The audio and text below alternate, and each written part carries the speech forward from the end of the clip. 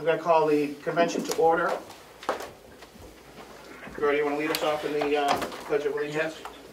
I pledge allegiance to the flag of the United States of America and to the republic for which it stands, one nation, under God, indivisible, with liberty and justice for all. Do we have any additional items for the agenda? Mr. Chairman, you had asked for an audit update. Yes, please. That's not on the agenda, so that's an addition. Okay. I'll squeeze that in there somewhere. Thank you. Thank you. Everybody received the minutes from January 25th? I'll move we accept the minutes of January 25th. Second. Thank you, representatives. Any discussion? Clark, call the roll. Representative McConkey. Is he present? He'll be here later. Okay. I'm present. Oh, is that him? Mark, are you here? Oh, yes, he is. He's on. Yeah, but McDonald's here. Is that McDonald or McConkey? Mr. Chairman, Representative McConkey is on by phone only, no video. Thank you, Representative McConkey.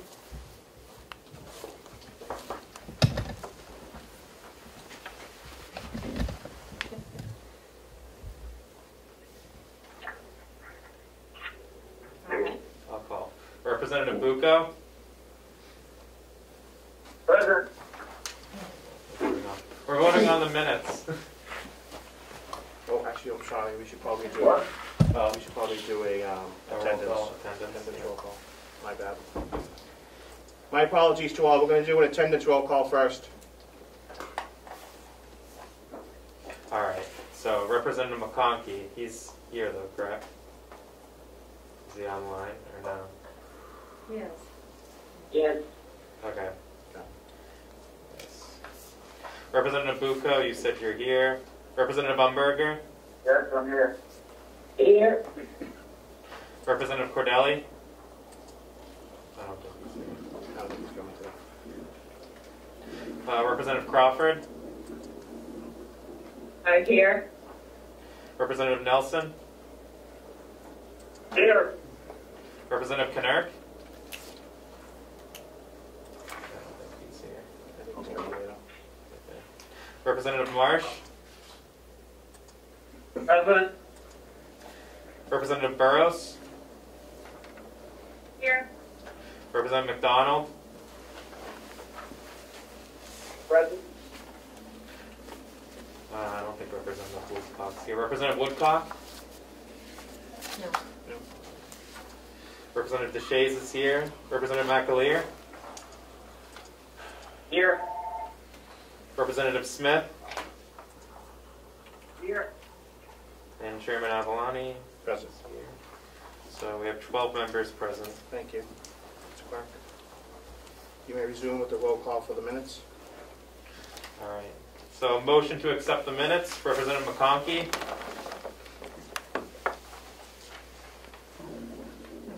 So moved. Oh, someone has a second. Representative Umberger moves. It was already moved and seconded. Representative Umberger and Marsh. Okay. Representative Bucco. Yes. Representative Umberger. Yes. Representative Crawford. Yes. Representative Nelson. Yes. Representative Knirk isn't here. Representative Marsh. Yes. Representative Burrows. Yes. Representative McDonald. Yes. Representative DeShays votes yes. Representative McAleer. Here.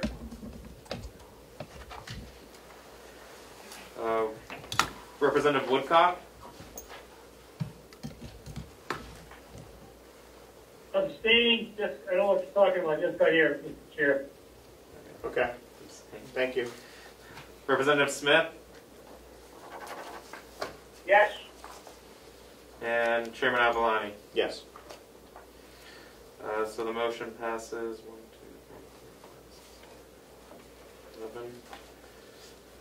11 to nothing to 1. Yep, abstain is fine. Any public input?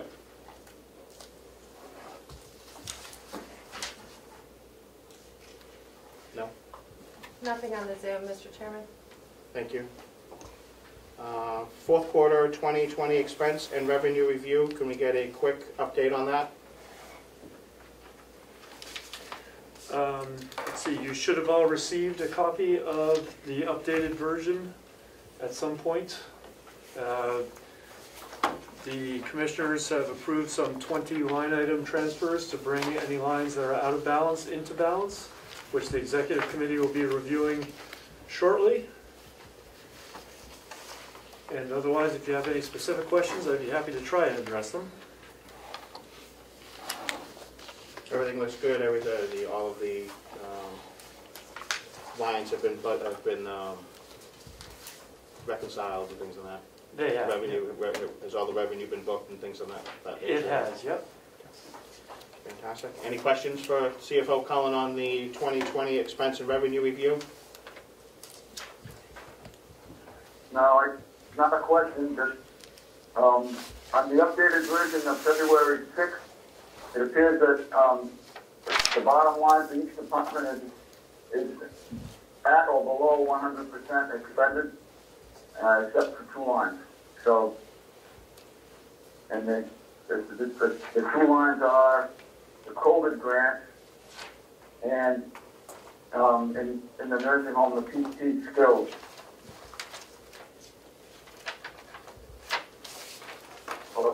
Physical therapy. I don't really have a question on them. Those are the only 2 that really stand out. Thank you, Representative Bucco. Do you want to give a quick answer for that, or? Just that there were a couple of departments that did go over as a department and required interdepartmental transfers. However, they were, with one exception, they were offset by revenue. So for example, in the physical therapy and the special services, those would have been, they went over, but that's offset by revenue. So we did balance them out, but it's not a bad problem to have. The one exception was the admin building, and that was addressed through an interdepartmental transfer. Thank you. Any further questions? We can move on to the sheriff's budget. Seeing none, Sheriff, you want to step up? Thank you for joining us. Mr. Chairman, Yes. would you mind asking those to mute when they're not speaking? Could everybody mute who is not actively speaking so we don't have any background noise? Thank you. Thank you.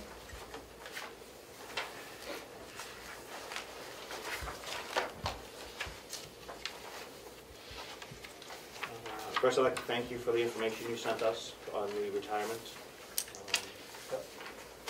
And thank you for your comment as well.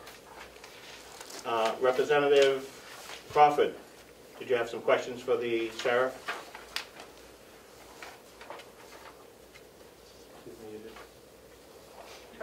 Yes, I do, thank you. Sheriff, on your details, it shows a remaining of $65,122.50, and on your revenue, your special details show revenue of $76,564. Can you explain why they're different and what happened that it wasn't extended, all of it? Thank you. Again, that's that line item that was connected to payroll. That payroll hasn't been able to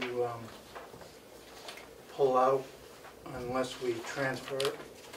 Also, 15,000 of that was a projected revenue for commercial details, which I don't believe we did a full 15,000.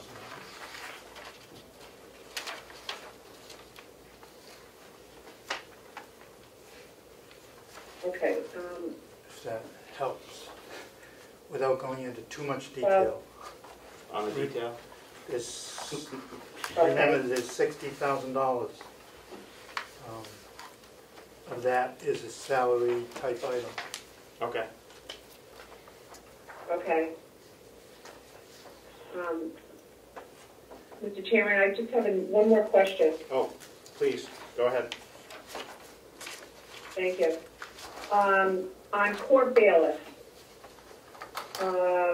only 51,459 was 51,000 is remaining, and over in revenue, 79,000 was expended.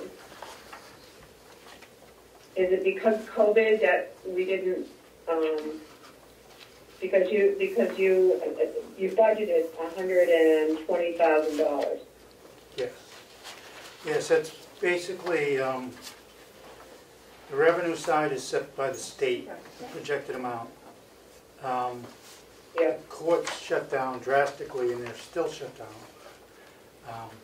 So the number of bailiffs annually just did not work out with the projection as far as what was paid out. So the real number was what you see in expenditures.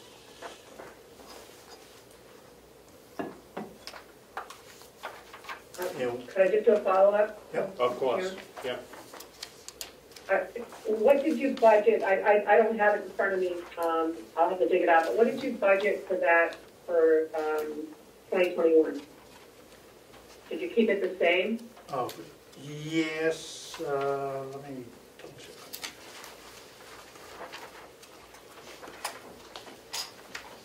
It was 120 for the court bailiffs, yes. Which will most likely be short unless they open up real soon. All right, thank you. But again, we won't overspend it. Whatever we bill them for, they pay, so it's a wash. So just to follow up, this offsetted revenue dollar for dollar? Yes. Thank you. All good? If I might, Representative Umberger? yes, thank you very much, Mr. Chairman. I guess, Don, would it make sense to reduce this by a third or a quarter for the first quarter of the year, rather than, because we know that what you received in the first quarter is,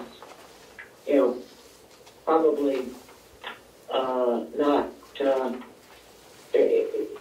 I don't think it's, because we didn't receive any, it shouldn't be reflected in the budget going forward. That's just my thought process. Because I don't imagine that there will be additional use of the bailiffs during the remainder of the year, if and when the court actually opens.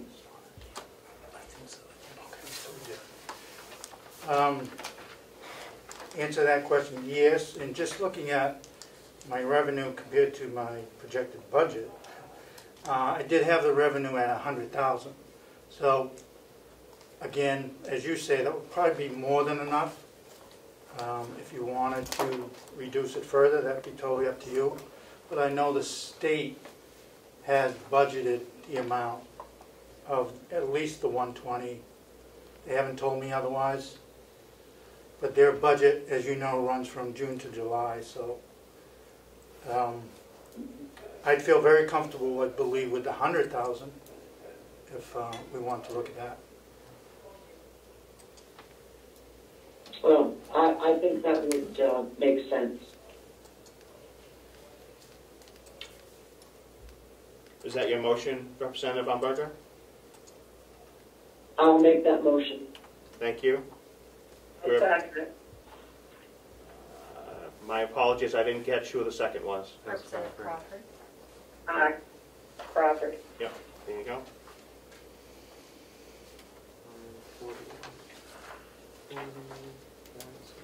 And if I may, even though we budget 100,000, if we go over that, their budget isn't going to be 100,000, so they'll pay it.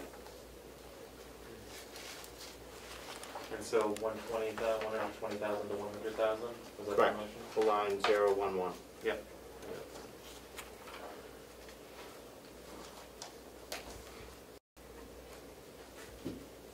Awesome. Is there Any further discussion? Call the roll. Representative Marsh? Actually, yeah, may I speak up? This is Representative Comeau. Sorry, I was delayed on the road. I am now here. I'm in my study of freedom. I am alone in the House. So, and I've been here for this last little bit of this discussion on this motion. Okay, would you like to join this vote then? Yes. Okay. To answer the clerk, Representative Marsh votes yes. Thank you. Representative McConkey? Representative Bucco?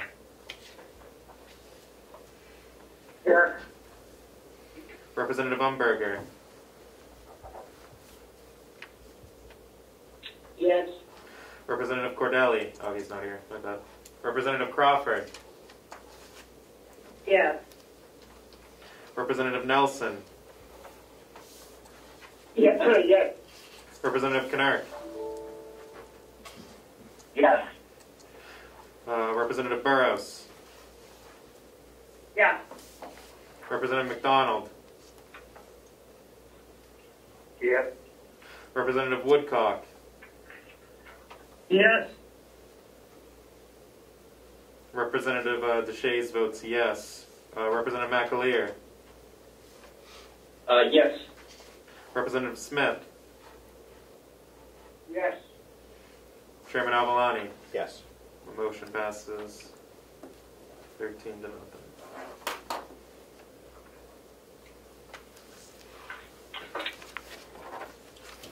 Okay.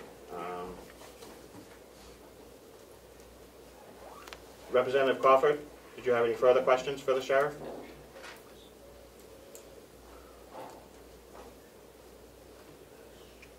No, I think Representative McDonald did though. Okay. Representative McDonald? Yes, thank you, Mr. Chairman. Thank you, Sheriff, for taking my question. I see that you would like to add an additional man this year, and it's my understanding that you need that extra man to pick up some of the additional work that you require due to certain absences within the department. Would it be fair if everything returned back to normal as it has been in previous years? We can revisit this new position as you can currently need it in a couple of years or whatever time frame may be. As far as if you decide to go forward with it now, to revisit in a couple of years to see if we continue to need it, is that what you meant? Yes, basically, if there's any change in the status or anything like that. Yeah, I mean, that's always a prerogative of the delegation and myself, yes, for any positions, I would assume. Thank you.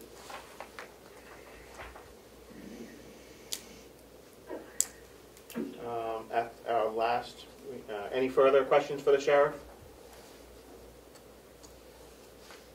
At our last meeting, Sheriff, you mentioned a couple savings and a couple lines, 029 and then 073. Would you just go over them real quick so we can get the motion correct? 029 other fees and services was from 2,000 to 1,500. Thank you.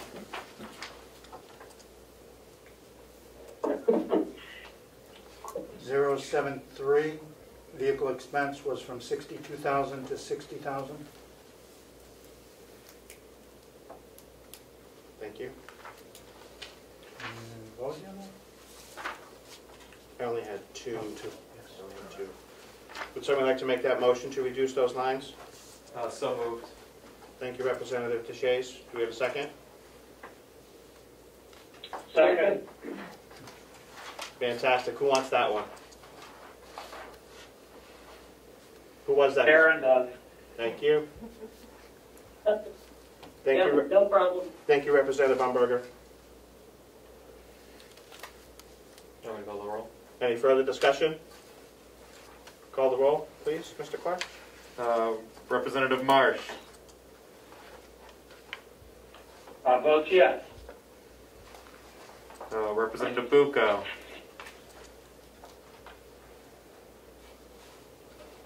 Yes. Representative Umberger. Yes. Representative Crawford. Yes. Representative Nelson. Yes. Representative Knark. Yes. Representative Burrows. Yeah. Representative McDonald. Yes. Representative Woodcock. Yes. Representative Teixeira votes yes. Representative McAleer. Yes. Representative Smith. Yes. Chairman Avalani. Yes. Motion passes 13-0.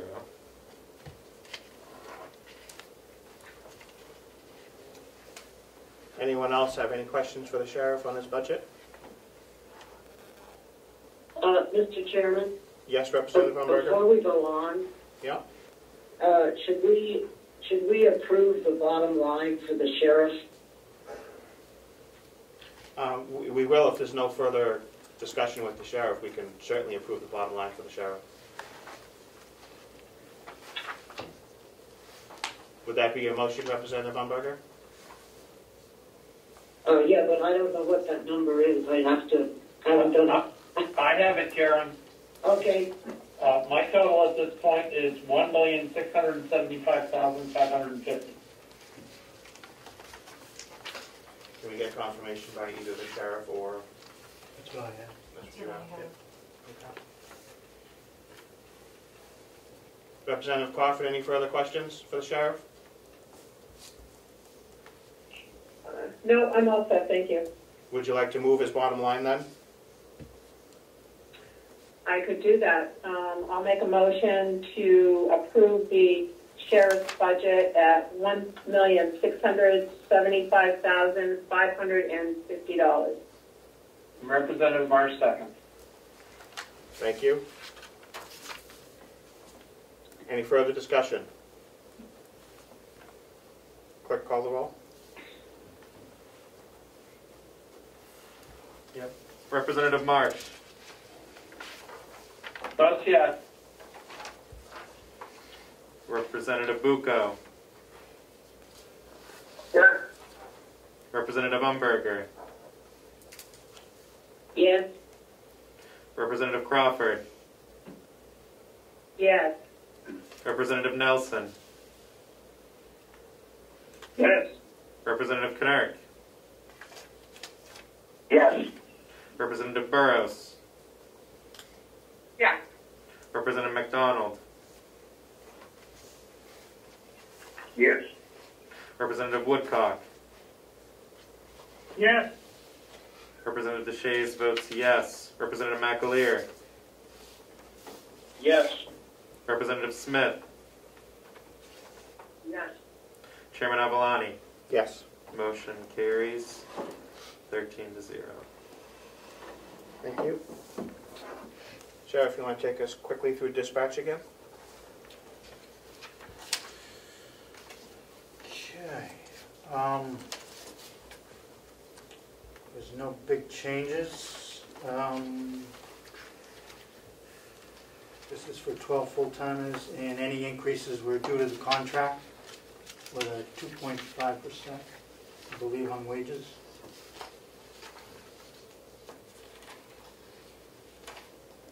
And any other cost items in the contract that were approved.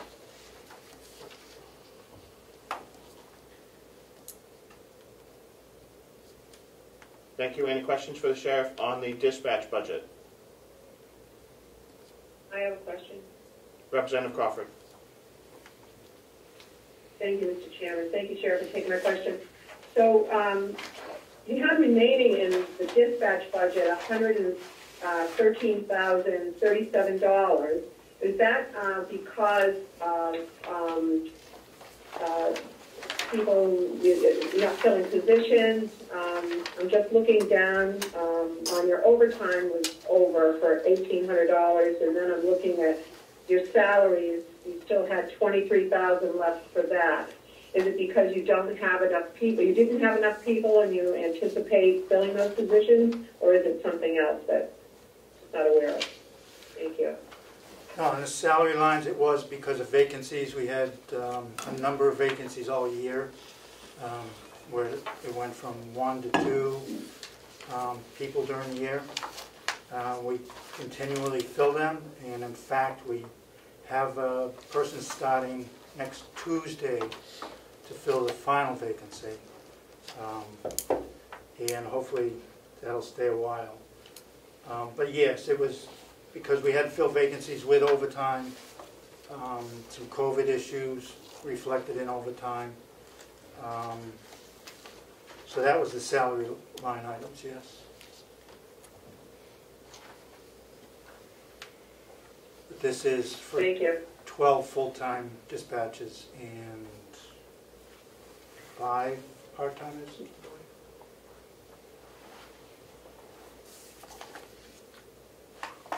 Thank you. Any Mr. Chairman?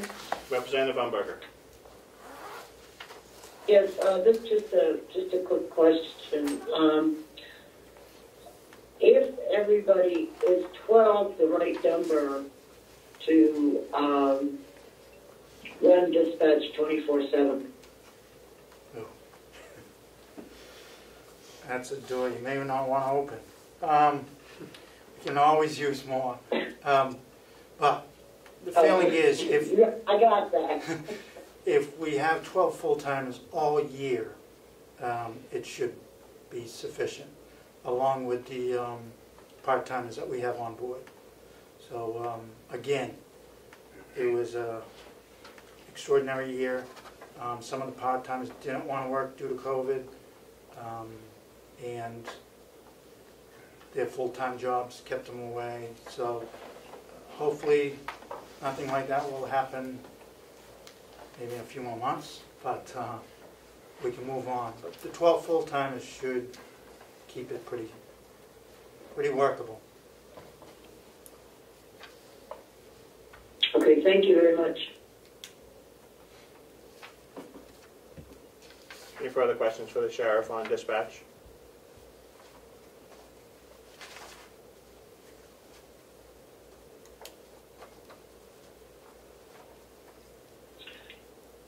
Mr. Chairman? Yes, Representative Umberger. Yes, I will move $830,492 for dispatch. Thank you. Was that Representative Crawford? Sound like Marsh. Marsh? Crawford? Yes. Anybody? It was Crawford. Thank you.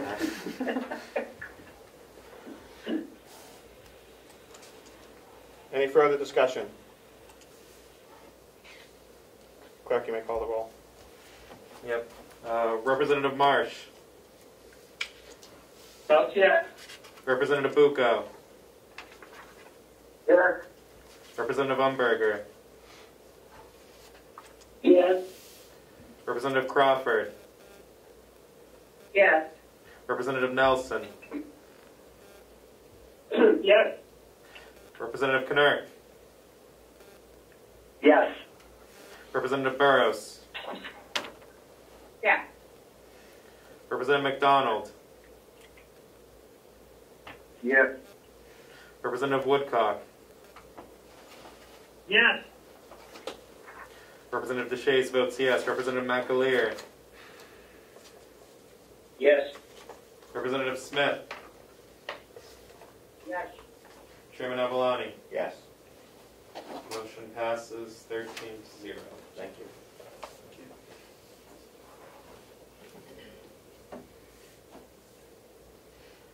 Sheriff, do you want to go over your revenue? And if there's some adjustments you think we should make?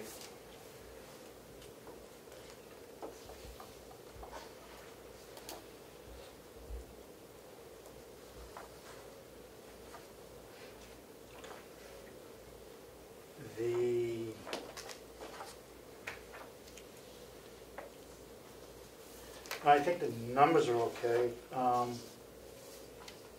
and as long as that special detail line is where we need to keep it. So the numbers are correct. Okay, you don't want to adjust the core bailiffs down a little Well, bit? I thought we did, to 100,000? We did the expenditures. Okay. Is yours showing 100,000? Mine is. I don't have yours in front of me, unfortunately. I have something else. What I have is 100,000, that's proposed. Okay. Perfect. I see that too. Okay. So your revenue is good? Yes. Thank you.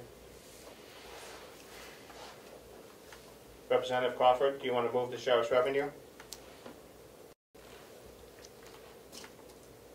Yes. What I have here is $293,505. Is that what you have, Sheriff? Yes. Thank you. Do you have a second? I'll second. Representative DeShays? Any discussion?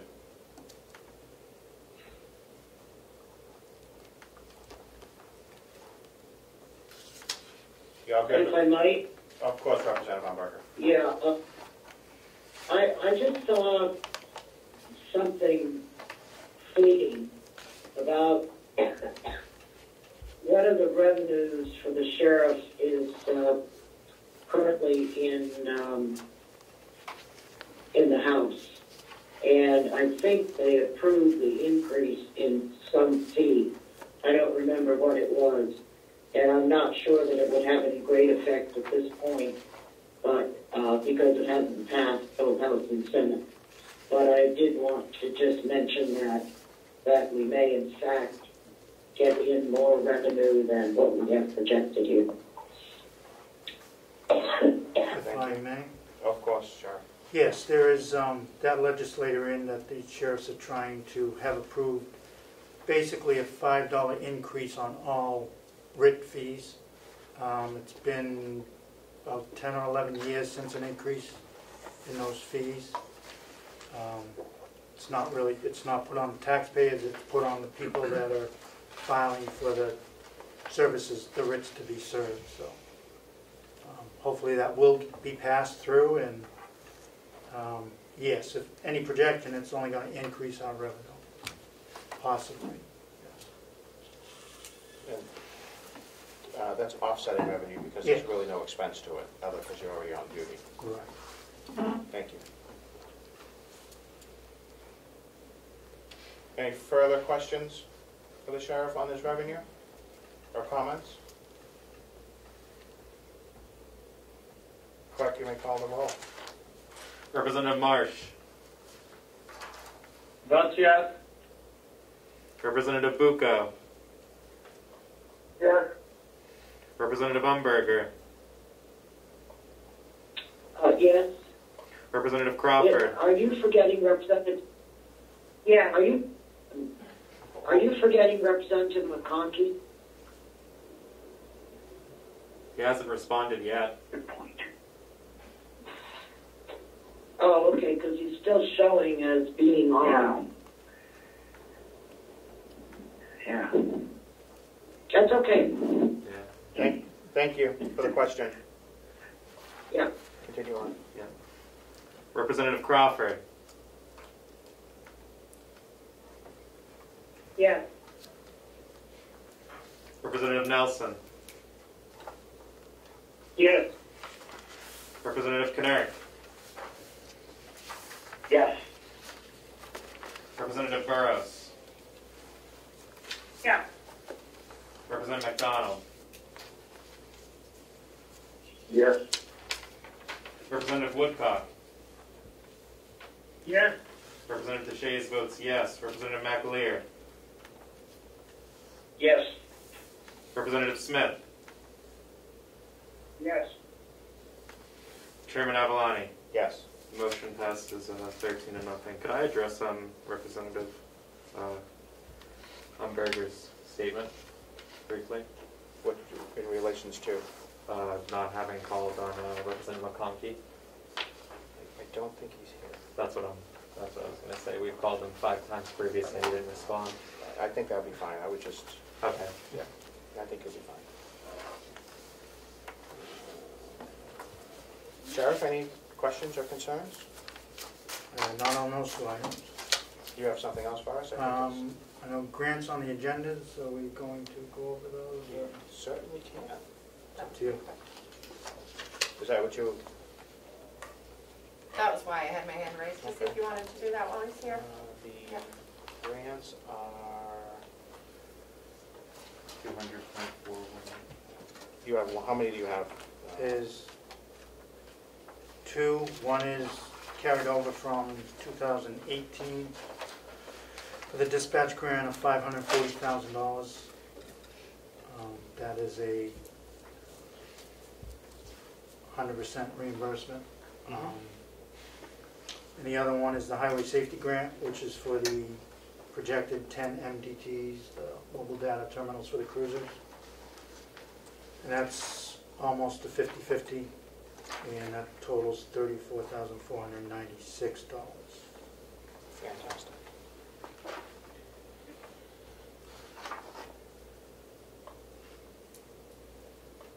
Are you looking for a motion, Mr. Chairman? Yeah, just one second, I'm just trying to find it. Representative Crawford, do you want to move the 2 grants?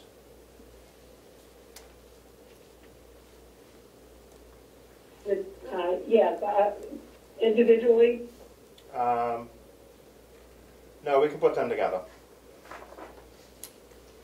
So am I adding 540,000 and 34,496? Correct, or the sheriff could, or CFO, or the clerk, or somebody could for Well, I us. think I can add them up in my head. Yes, 74,496. $574,496. Is that correct? That's correct. That is correct. Thank you, Representative Crawford. Do we have a second? I'll second. Representative DeShays is seconded. Any further discussion? Clerk? Let me just get the motion in a second. Whenever you're ready.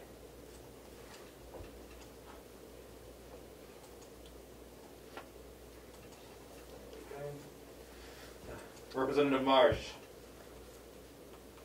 Votes yes.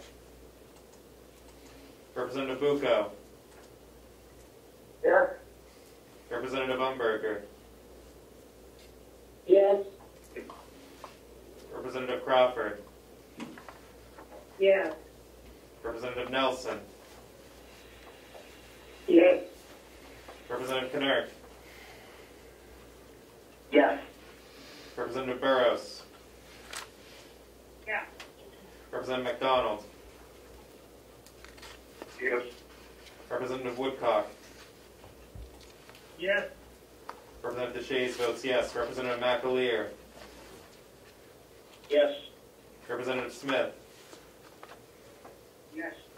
Chairman Avalani. Yes. Motion passes 13-0. Thank you. Thank you. Anything else, Sheriff? No, the only question would be the capital funding. I'm not sure when that might be done. That's for the cruisers. Do we have that in our package now? I'm not sure because No. I'm not seeing it. We'll do, Be we'll great, next okay. time. Yeah, we'll do them all together. right. Thank you, Sheriff. Thank you.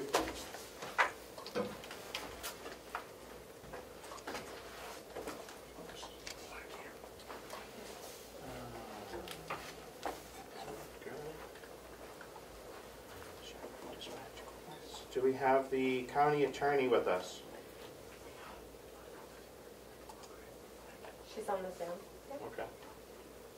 There she is.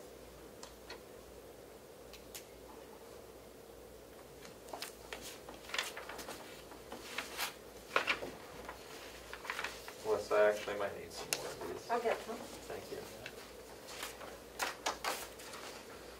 Good afternoon, County Attorney.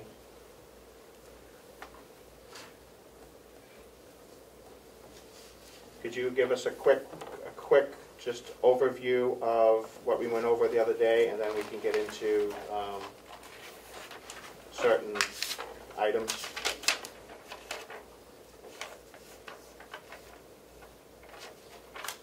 Her audio's not working, Mr. Chairman. She's unmuted, but. You're unmuted and we can't hear you. Anybody on Zoom here, the County Attorney? No, we cannot. Thank you. I wonder if that's why Representative McConkey's having the same issue. Maybe.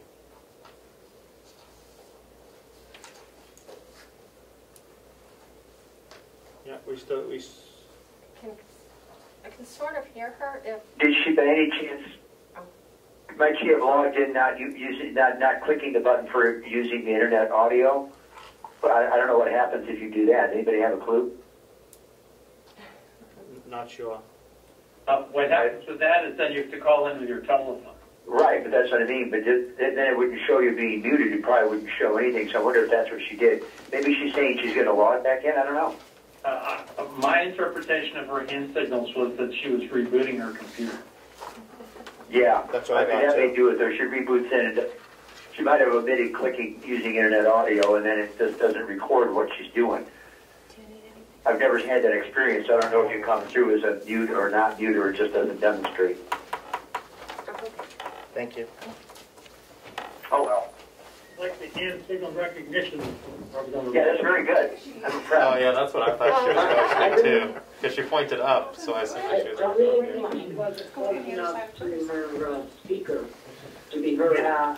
Oh, You couldn't hear. We're all good. She's here now. Oh, really? I like it. Yeah, she's present I in the had that room. happen to me when I've gone into Zoom meetings, when the audio just didn't work and you rebooted it and it was gone.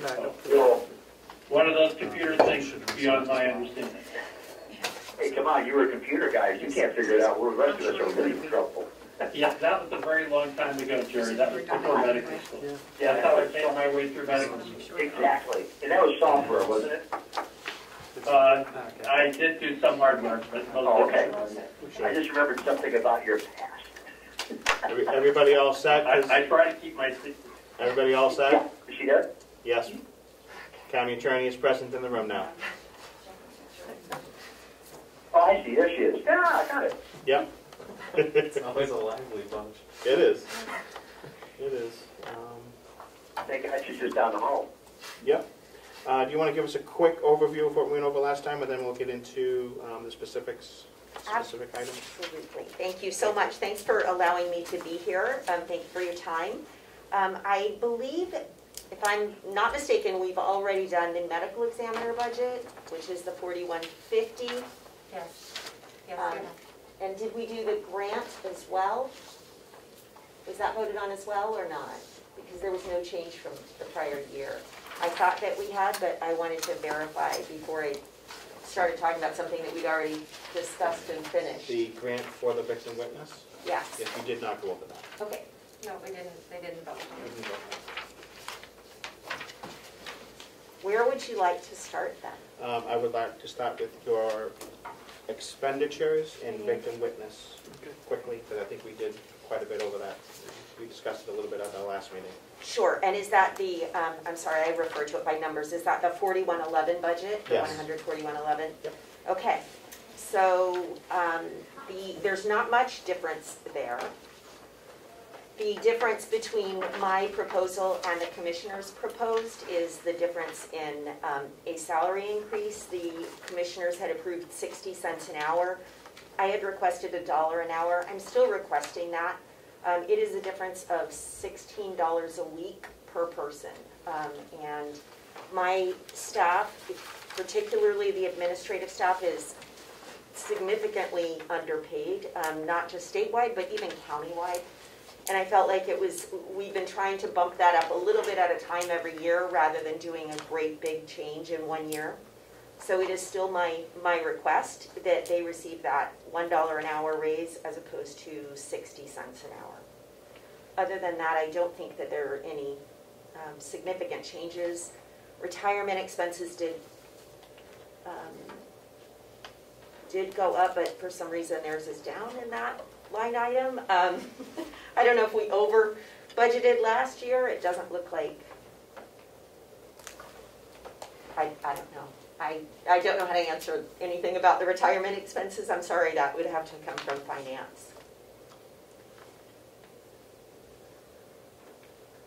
Okay, do we, do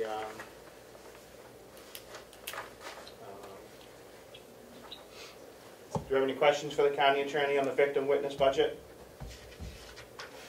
Oh. Mr. Chair. Representative Woodcock. Thank you, Mr. Chairman. Attorney, thank you for taking my question. You're talking about the projected raise increase that the commissioners had approved and the one that you wanted. What would that hourly rate be? So my proposal was $1 an hour. No, I'm sorry. For the personnel, what is their hourly rate? Oh, you want that broken down by what they each make? There are 2 people in that department. Or annual salary, whatever, however you determine annual salary or hourly wage. I'm trying to factor in what their base salary was now versus the $1 an hour increase.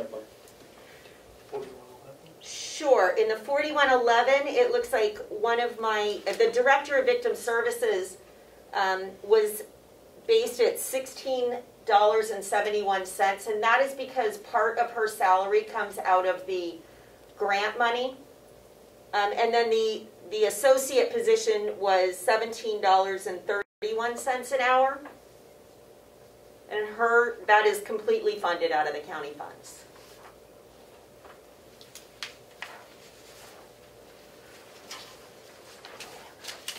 Thank you. Mr. Chairman. Treasurer Costello. Thank you for recognizing me. Just a quick question for county attorney.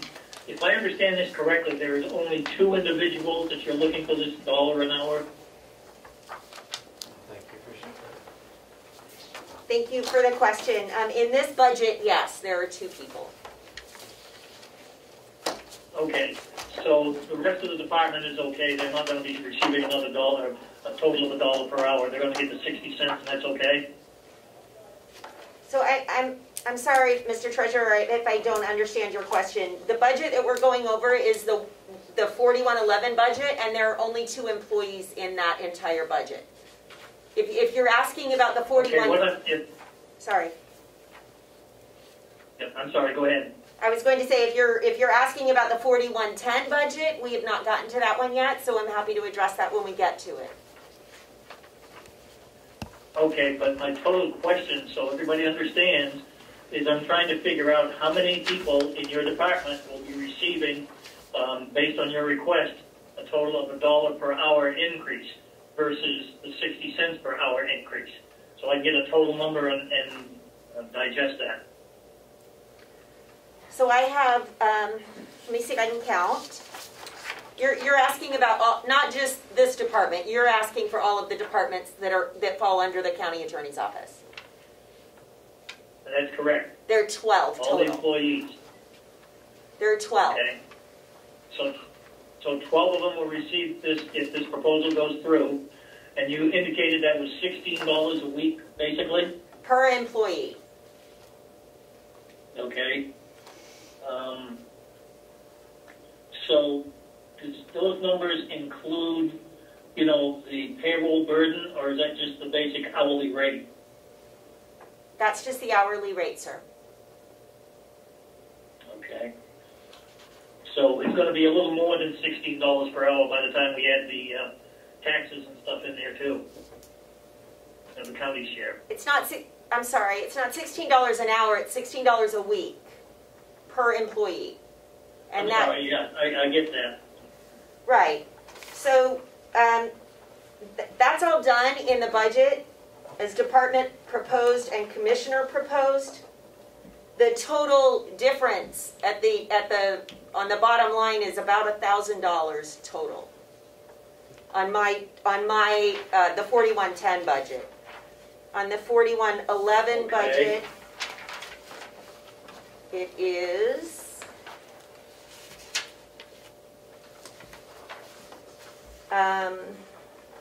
about $1,400 for the year. And that includes So the salary. if I take $16, yep. Sorry. If I take $16 an hour, and I multiply that times 12 employees, that comes to $192 a week. If I multiply that figure by 52 weeks, that comes to $9,984, basically about $10,000. And that's the number I'm looking for. Is that correct? Well, I'm going to guess you're incorrect, Treasurer Costello. I would hold on until we get through the victim witness before we move into the 4110, please. I think we're getting a little off topic. Okay, very good. Thank you. Thank you. Yep, thank you. I'll hold. Yep. Go ahead. So, Representative DeShays has Mr. Chairman? Representative DeShays has a question first. Representative Umberger. County Attorney in Jersey, No problem. thank you for taking my question. So you essentially want us to accept your department proposed budget for budget 4111. that would be my request, yes. Okay, that's just to clarify. Thank you. Representative Umberger.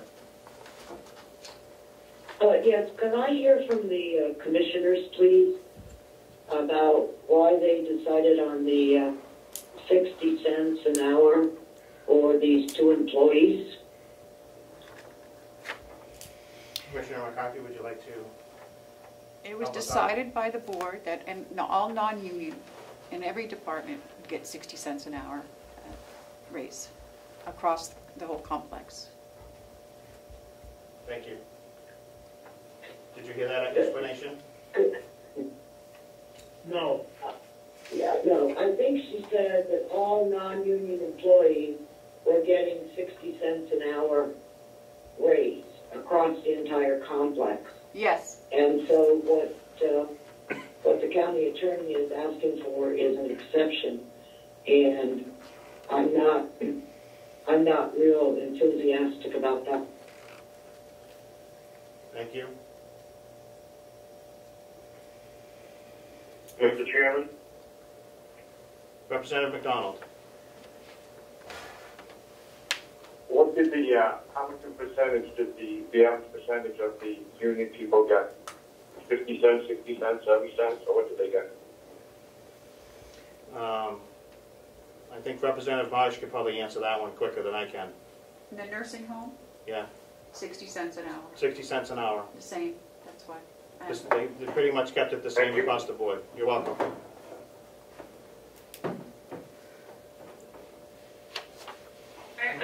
Mr. Chairman, on Zoom, I would like to point out that it looks like there's a hand raised on the icon that says Representative McConkey. I don't know why that is, or Representative McConkey is in fact present. Representative McConkey is not present. I called him on the phone, and he said that he was going to call his son to get him off, but it hasn't occurred yet. So if his hand is up, great, but he's not there. So I think Melissa changed the name, assuming that was Representative McConkey's number. I think that's just someone else who she just named Representative McConkey on his Zoom, but I could be mistaken, just so you know. Okay, are you seeing Representative, I can't see that. It says Rep McConkey.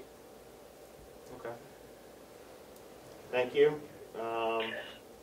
Representative Umberger?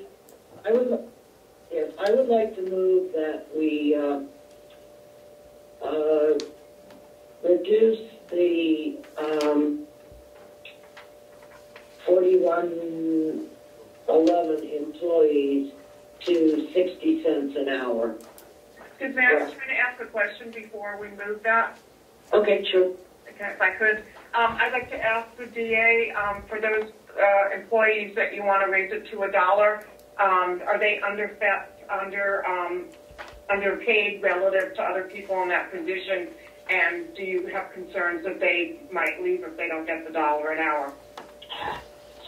Thank you so much for the question. That's what I was basing it on, is that the Human Resources Department provided me with a sort of a wage study, and those two employees are underpaid by about, well, I know that the associate position is underpaid by $3.18 an hour.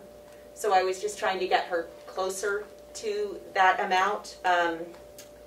The Director of Victim Services, it looks like statewide, the average salary is $32 an hour. She receives $28, so it's a matter of $4 an hour. I'm sorry, I'm really bad at math. So it's about $4 an hour less than their statewide counterparts receive, which is why I was requesting that it be raised by that much. I know that several of the departments have had wage adjustments over the years in order to bring them more in line. Our department has not really had that. I know that, for instance, in 2017, within this, just even here in the county, we had a benefits coordinator hired at $18 an hour. And at about the same time, a paralegal was hired at $19 an hour.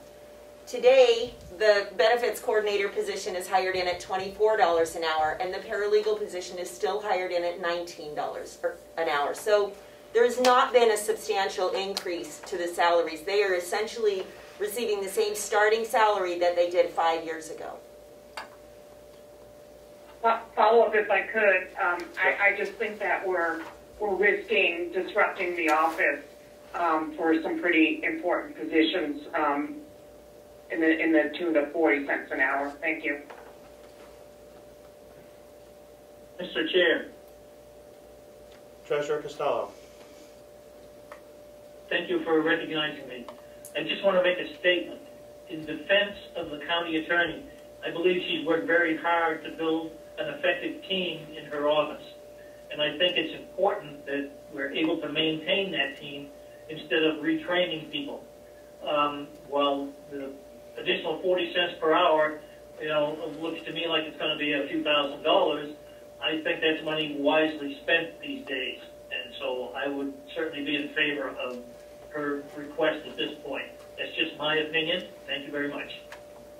Mr. Chairman? Thank you. Hold on one second, Representative Marsh. Representative Deshays has the floor. Mr. Chairman, I'd like the motion that we accept the department proposed budget for budget 4111. Number, please. Of $93,347.36. Do we have a second? I'll second. Thank you, Representative Burrows. Any further discussion, Representative Marsh? Yes, I wanted to ask a question, which I believe should go to the commissioners. If we appropriate this additional money, do we have any assurance that it will actually be spent towards funding these positions or not? Would he repeat that question? Could you repeat that, Mr. Marsh? Could you repeat that, Representative Marsh? Yes, in the theoretical possibility that we pass Representative Deshays' motion here and fund this department with additional money for salary, does the delegation have any assurance that the commissioners will expend that money as we would have just appropriated? If it's your wish, then I can only answer for myself. I can't answer for the other two commissioners. But if that's what you want to do, then I would abide by that. But I can't answer for the other two commissioners. Thank you. I would not want to poll the commissioner. Thank you. Okay. Yeah, I'm not interested in answering that one right now. I wouldn't want you to. I wouldn't ask you to do that. Okay. Yeah, that's not right. We have a motion and a second. Any further discussion? Mr. Chairman, I would like to just make a statement on this. Representative Smith. I don't understand this idea of the flat raises. $1 an hour on a $28 per hour salary is a much smaller percentage than $1 an hour on an $18 per hour salary. The same thing with the 60 cents per flat hour hourly increase. It doesn't make sense from a budgeting perspective to do it that way. It should be a percentage across the board, so that percentage is even and equal to every employee rather than a flat dollar figure. It's a much simpler way to budget going forward, I think. Thank you, Representative. But on that, I do support the increase for those 2 employees in the county attorney's office. Thank you. Representative DeShays. Yeah, I'll just speak in favor of my motion. I think I don't think it's a huge ask for us to try to retain these workers and don't have to worry about retraining new workers in the future. I think that the county attorney has proven herself to be running a very tight ship in regards to how her budgets have come out to us. And I think she's just trying to retain workers and ensure that we can have a county that properly operates for all of our taxpayers, but in an efficient manner. So that's why I proposed the motion. Thank you. Any further discussion? I used to have one question, County Attorney, if I may. Has any other department received more than 60 cents per hour in their yearly raise for this budget? I believe that they have, and I'm sorry, I'm not as intimately familiar with the other departments, but my understanding is that there were several, there are some union departments that are receiving more, and theirs, I believe, was on a percentage increase. I also think that there were several positions where the commission found that they were underpaid by more than $1 an hour, and those people were given $1 an hour raise. That is my understanding. Thank you. Any further discussion on the motion to adopt the department head's request? Clerk, call the roll. I have one last thing I wanted to say. Okay. I just wanted to say that some department heads have seen a increase of pay anywhere from $2,000 to $5,000 too. So I think it's more than fair for their workers who work within their departments to also be, you know, also in the middle of a pandemic, to, you know, for 2 employees to see an increase in pay of a total of $1,500. I think it's more than equitable. But that's all I have to say. Thank you. Seeing no further discussion, clerk, call the roll. Representative Marsh. Votes yes. Representative Bucco. Yes. Representative Umberger. No. Representative Crawford. Yes. Representative Nelson. Yes. Representative Knark. Yes. Representative Burrows. Yeah. Representative McDonald. Yes. Representative Woodcock. Yes. Representative DeShays votes yes. Representative McAleer. Yes. Representative Smith. Yes. Chairman Avalani. Yes. The motion passes 12-1. Thank you. County Attorney, you wish to go over your budget 4110 next? You can. Thank you. Just a quick overview. So this budget, although it does go up, I can explain most of the increases are in a couple of areas. One is under line item 097. That is for new equipment. We have we use our computers extensively. The attorneys, we carry them over to court. We use them at court. We carry them when we do victim interviews, when we go to police departments. So we're using our laptops extensively. We're also moving to a fully electronic system so that we are trying to reduce the amount of paper files we have. So it is important for us, for our computers to be up to date and working appropriately. The computers that we have were purchased in some in the very last months of 2016 and the rest in the first few months of 2017. We've had 2 computers go out in the last 2 months. That's something that's hard if you're in court and your computer suddenly dies on you, so we have to make sure that we are keeping those up to date. Those that $74.95 is for the upgrading of 5 computers at $14.99 each. That was the price that I found. Hopefully I can stay within that price range. We are on Surface Pro 3s right now, and the ones that we got were refurbished when we got them. I would like new Surface Pro 7s, which is still 1 year older than what they have out now, but I think it's sufficient for our needs for the next few years. That's a line item that I don't anticipate repeating, except every 4 to 5 years. Another increase is in line item 030, civil commitment. That's pursuant to RSA 135E1. When we have a sexually violent predator, there are very tight timelines on that, and we're required to get expert opinions. When I first, last year we put $10,000 in. I'm working with finance to see about how we can have that be in a rollover account, which were not able to do last year. I don't know if that's something that is possible. I see the chair shaking his head, so it sounds like it might not be possible.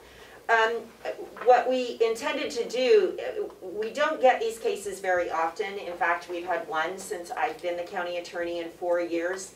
And we ended up being able to negotiate that case without having to get the experts. But in order to retain the experts, the other county attorneys that I have spoken with anticipate that a cost for one of those cases would be anywhere from $50,000 to $100,000. My thought was to have a sufficient amount there in a contingency fund to at least be able to begin the process, to give me time to come in and if we need more money to ask for it. But some of those timelines are about 10 days, so I wouldn't necessarily have the time to come and ask for an additional appropriation. So that's why I've requested $20,000 in that one. You'll see that there was $10,000 last year, which we did not use. This year I'm doubling it. We, at the time, had indicated we were going to be adding $10,000 every year until we reached a threshold of $50,000. That money is not to be used for anything else. It is set up as a contingency fund so that it can only be used for that purpose. Another big increase that we have is retirement expenses. I see that that has gone up significantly by, it looks like $13,000. The county attorney salary went up by $7,000. Thank you very much. So that would be an increase. The overtime sick buyout, that would be contractual. We're required to pay people out. We have not ever needed that because we never kept our employees around long enough for people to get the number of hours they needed to have sick buyout. Now we have people that have been there long enough, so we are proposing to put that money in there. Salaries went up by, looks like $11,000. Again, there's a difference in the proposed salary line between what the department proposed and what the commissioners proposed, and I would indicate that that is also due to the 60 cents an hour to $1 an hour. I've gone over the math, and I actually think that we've shuffled some of those positions because we did have a paralegal that left that had been, was a higher level paralegal. So when we replaced her with a more starting level paralegal who was newer to the office. So I do think actually that the commissioner's proposed budget would be sufficient and would allow me to give my employees the $1 an hour in that department as well without actually going to the department proposed.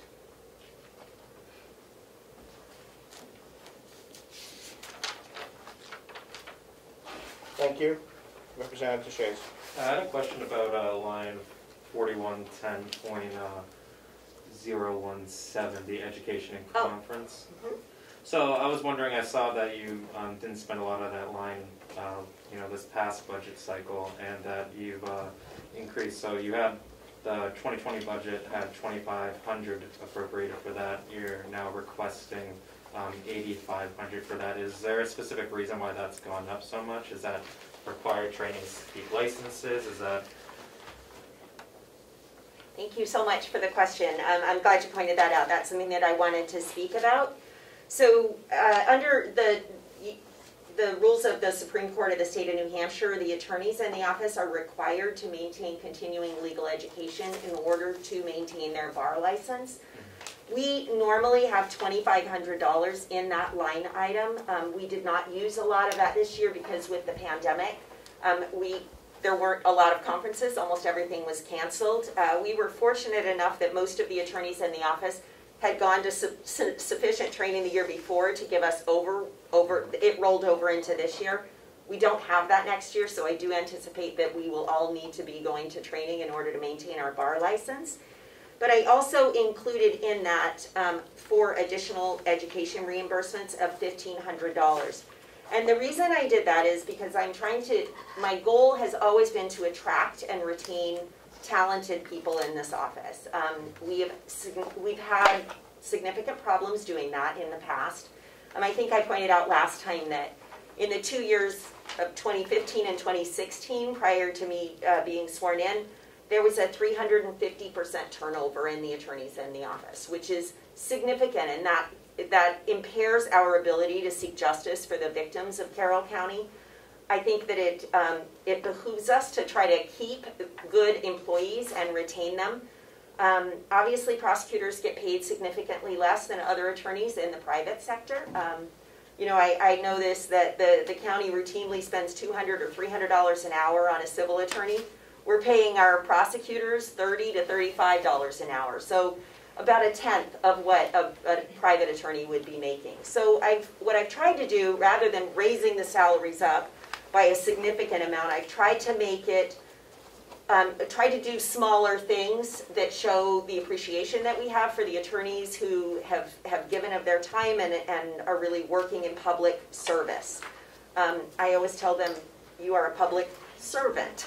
That doesn't necessarily mean that we shouldn't pay them that way, but we do serve the public, and it's an important role. And so one of the things that I found, and I proposed this a couple of years previously, is that private firms routinely now do law school reimbursement for the attorneys.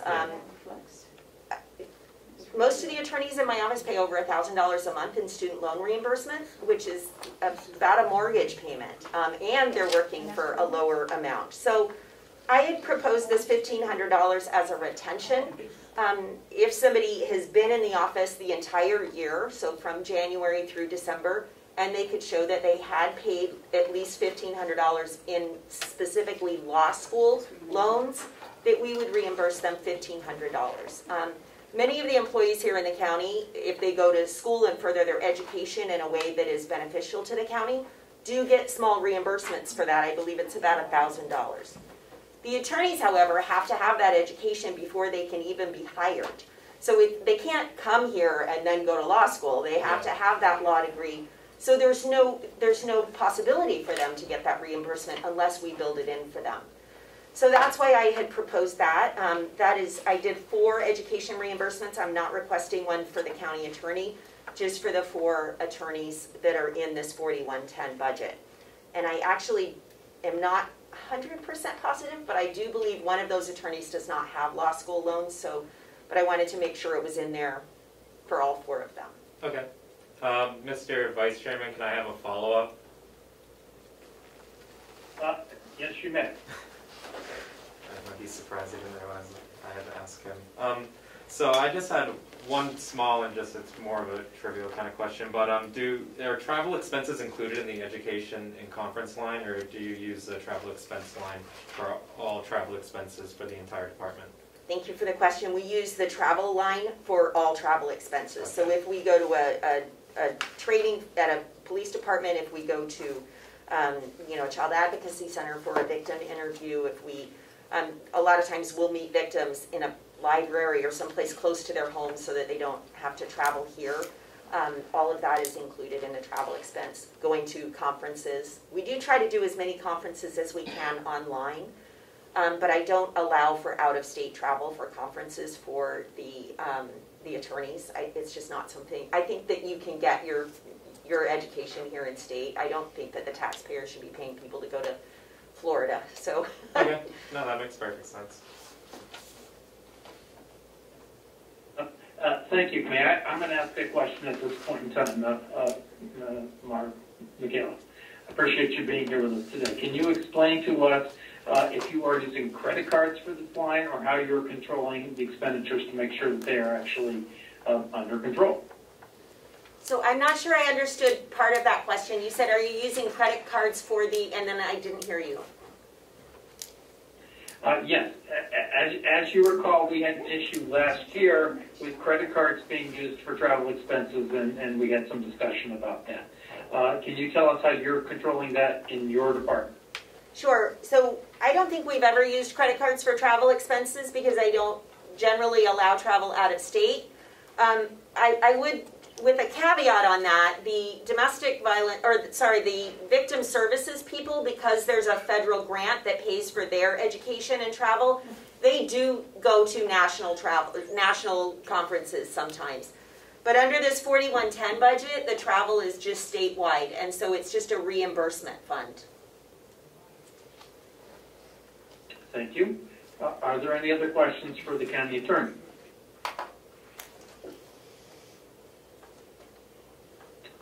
I'm not seeing any questions. Mr. Vice Chairman, I have a quick question. Go right ahead, Representative Smith. Maybe I missed it, but did she address the increase in line 29, the 3,000 to now 24,000? Oh. I don't believe so, but I think that would be a good question to ask. My notes say data management project, so she may have at a prior meeting. Okay, thank you. Would you like to elaborate on that?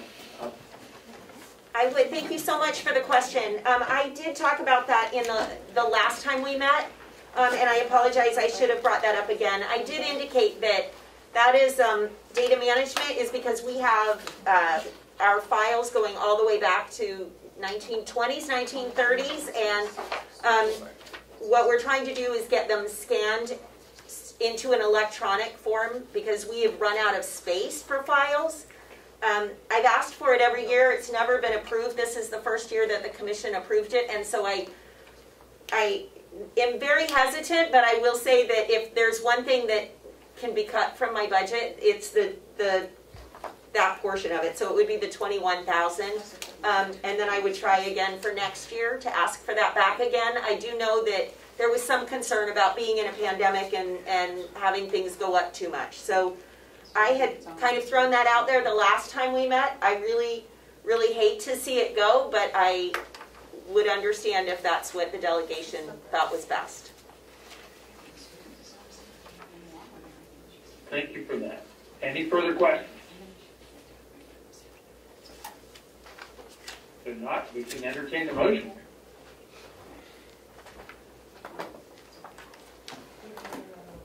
Representative Bucco. Okay. Yes, thank you, Mr. Chairman. I would move that we accept the attorney's budget of $765,075.46. Thank you for that. Is there a second to the motion? That's a second. Okay, moved by Representative Bucco, seconded by Representative Burrows. There's discussion on the motion. So this is the department proposed budget, not the commissioner's proposed budget for the motion?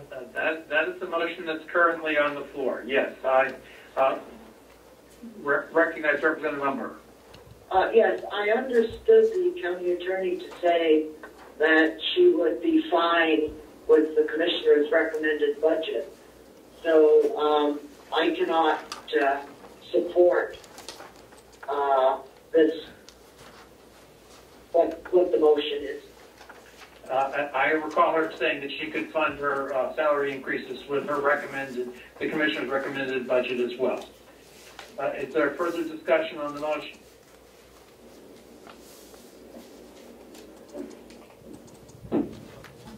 I see none. In which case, the clerk can call the roll on the motion. Representative Marsh. Votes no. Representative Bucco. Yes. Representative Umberger. No. Representative Crawford.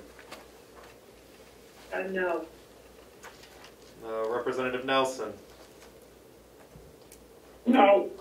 Representative Knurk. Yes. Representative Burrows. Yeah. Representative McDonald. No. Representative Woodcock. Yes. Representative DeShays votes no. Representative McAleer. Yes. Representative Smith. No. Chairman Avalani. No.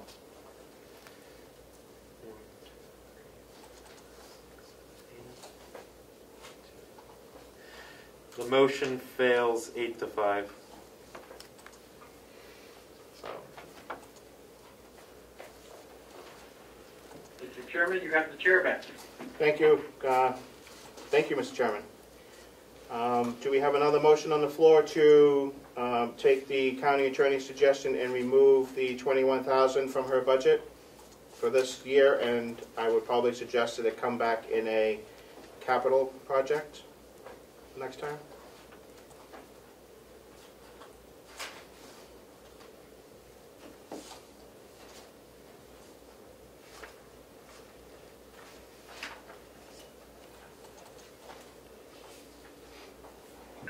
Mr. Chairman, I didn't understand what you were saying, excuse me. Thank you. I was looking for a motion at the county attorney's offering of reducing line 029 by $21,000.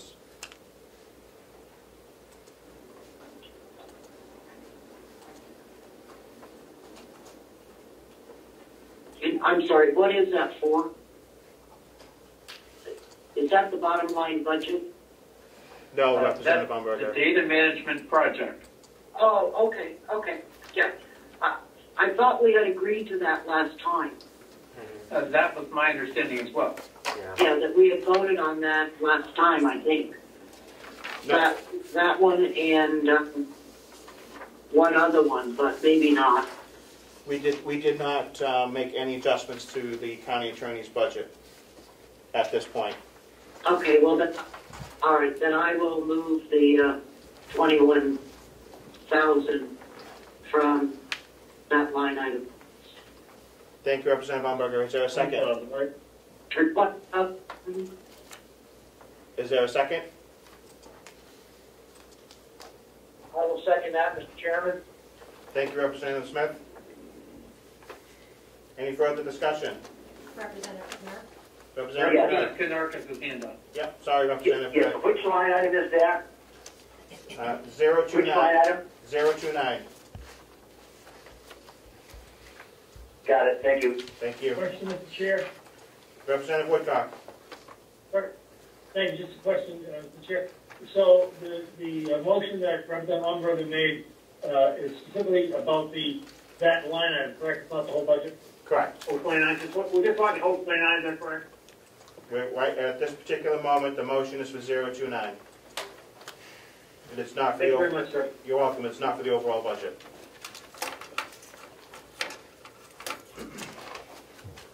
Any further discussion? Representative Bucco. So the motion is to, it's for 029, it will be $3,000. Correct. Thank you. You're welcome, Representative Bucco. Any further discussion? Clerk can call the roll. Representative Marsh. Votes yes. Representative Bucco. Yes. Representative Umberger. Yes. Representative Crawford. Yes. Representative Nelson. Yes. Representative Knurk. No. Representative Burrows. Yes. Representative McDonald.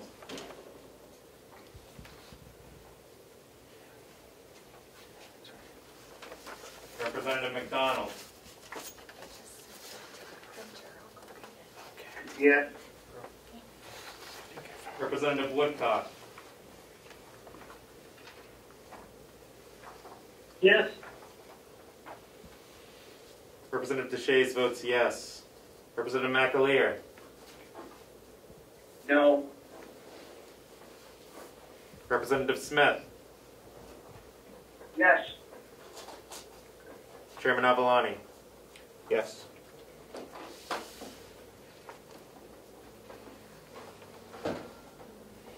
The motion passes 11 to 2. Thank you.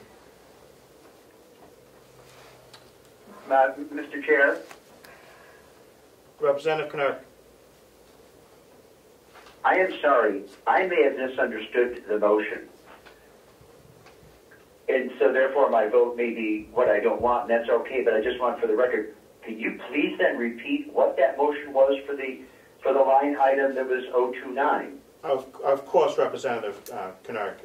It was to remove $21,000 from that line and return it to the original, not the original, but to last year's budget of $3,000. Okay.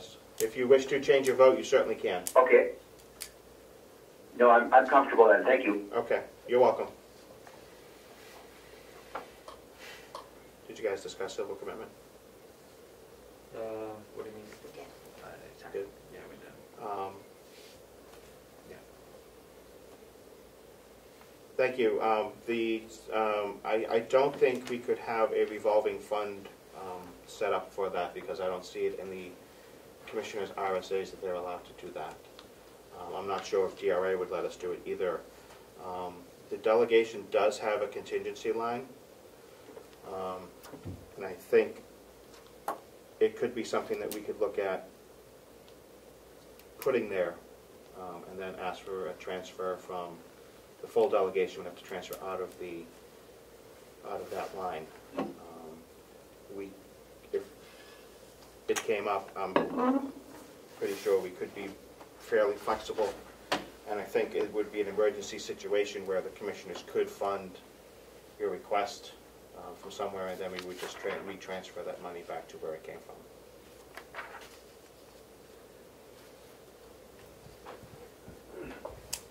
If that helps at all. Mr. Chairman? Representative Umberger. Mr. Chairman? Yes. Yes, I certainly believe that makes sense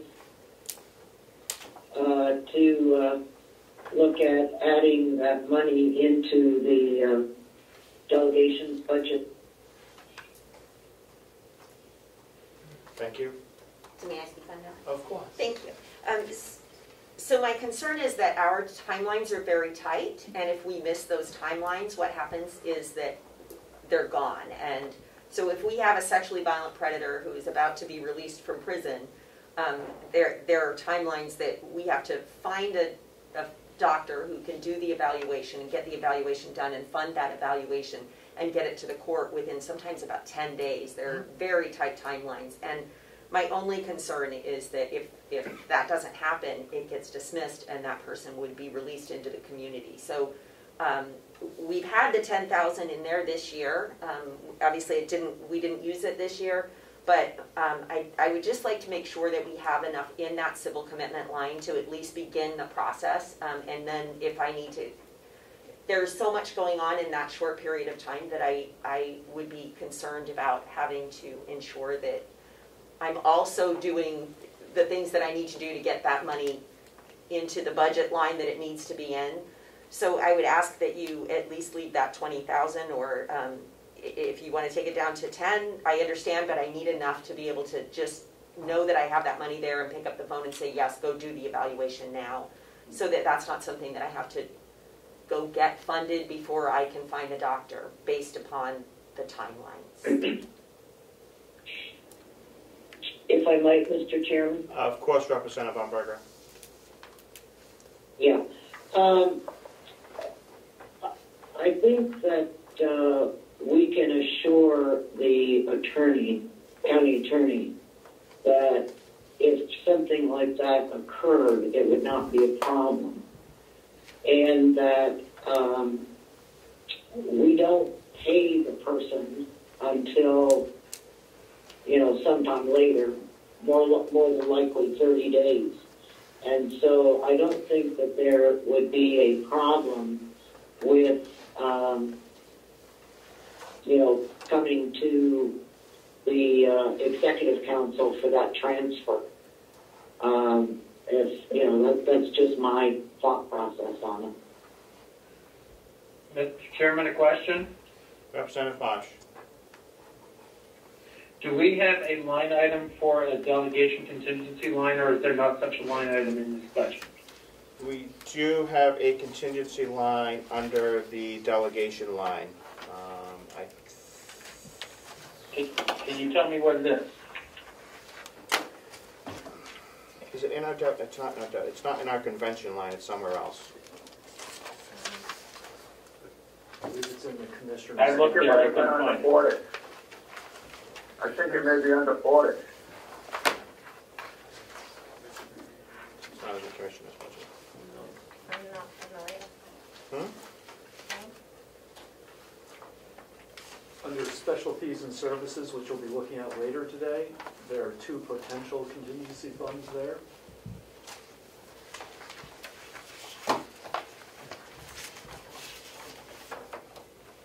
So I have a quick question. Of course. My understanding has always been that I can't spend money I don't have. And so for me to hire someone and commit to paying $10,000, $20,000, $30,000 without knowing that I have that money is concerning to me. I would like to ensure that I at least have the beginnings of that money in place so that I would then be able to come to the delegation. I do not doubt that the delegation would give me the money, but my concern is that I'm committing to pay somebody without knowing that I have that funding. And if nobody thinks that that's a problem, that's fine, but I saw it as being an issue. Mr. Chairman? Representative Bosch. I think if this is the case, sir, we can split the difference. So therefore, the motion I will move that we reduce the civil commitment line to $10,000 and add the $10,000 to a contingency line item, line number to be determined by the CFO. Second. Thank you. Who was the second? I was. Representative Woodcock. Thank you.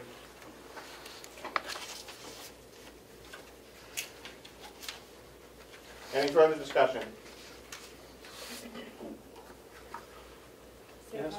May I ask for clarification on the motion? Of course. Is it to make this $1 and move the $10,000 to a different budget? Or is it to reduce it to $10,000 with the intention of moving the entire line to someplace else? I'm unclear on the motion. Representative Bosch, would you clarify, please? My motion was to reduce this line by $10,000 to $10,000. That way the county attorney had some money to get started with. She said that she needed to have that on very short notice. And to put the additional $10,000 in the contingency line, and I need you to tell me what the line number would be where we would put that.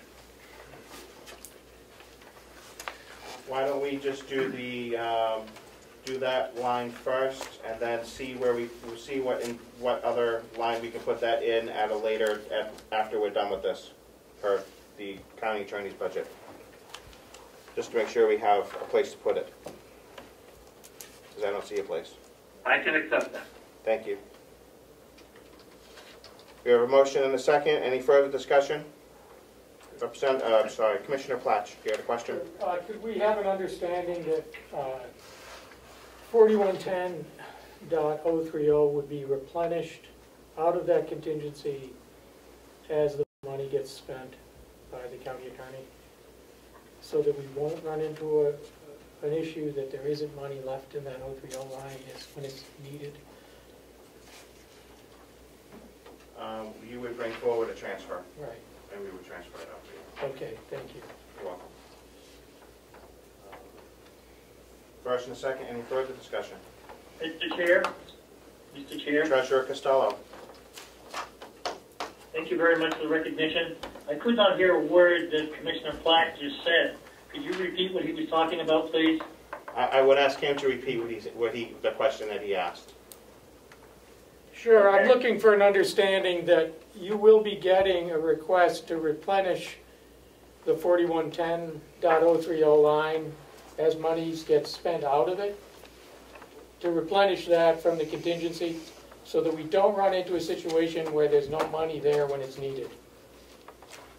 Correct, and Treasurer Costello, my response was that they would bring forward a transfer and we would obviously grant that. Yes, sir. Thank you very much. Thank you. Clerk, call the roll, please. Representative Marsh. Chairman? Before I vote, Representative Bucco had his hand up. I'm sorry, Representative Bucco, I didn't see your hand, buddy. Thank you, Mr. Chairman. What is the figure that we're voting on? $10,000 for that line. That's line 030. Okay, thank you. You're welcome. Go ahead. Representative Marsh. Votes yes. Representative Bucco. Yes. Representative Umberger. Yes. Representative Crawford. Yes. Representative Nelson. Yes. Representative Knurk.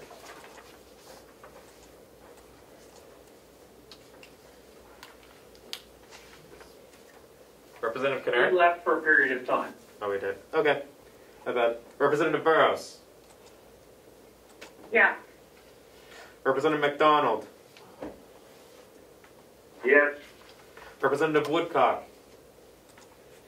Yes. Representative DeShays votes yes. Representative McAleer. Yes. Representative Smith. Yes. Chairman Avalani. Yes.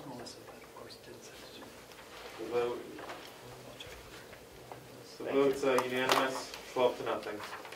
Passes. Thank you.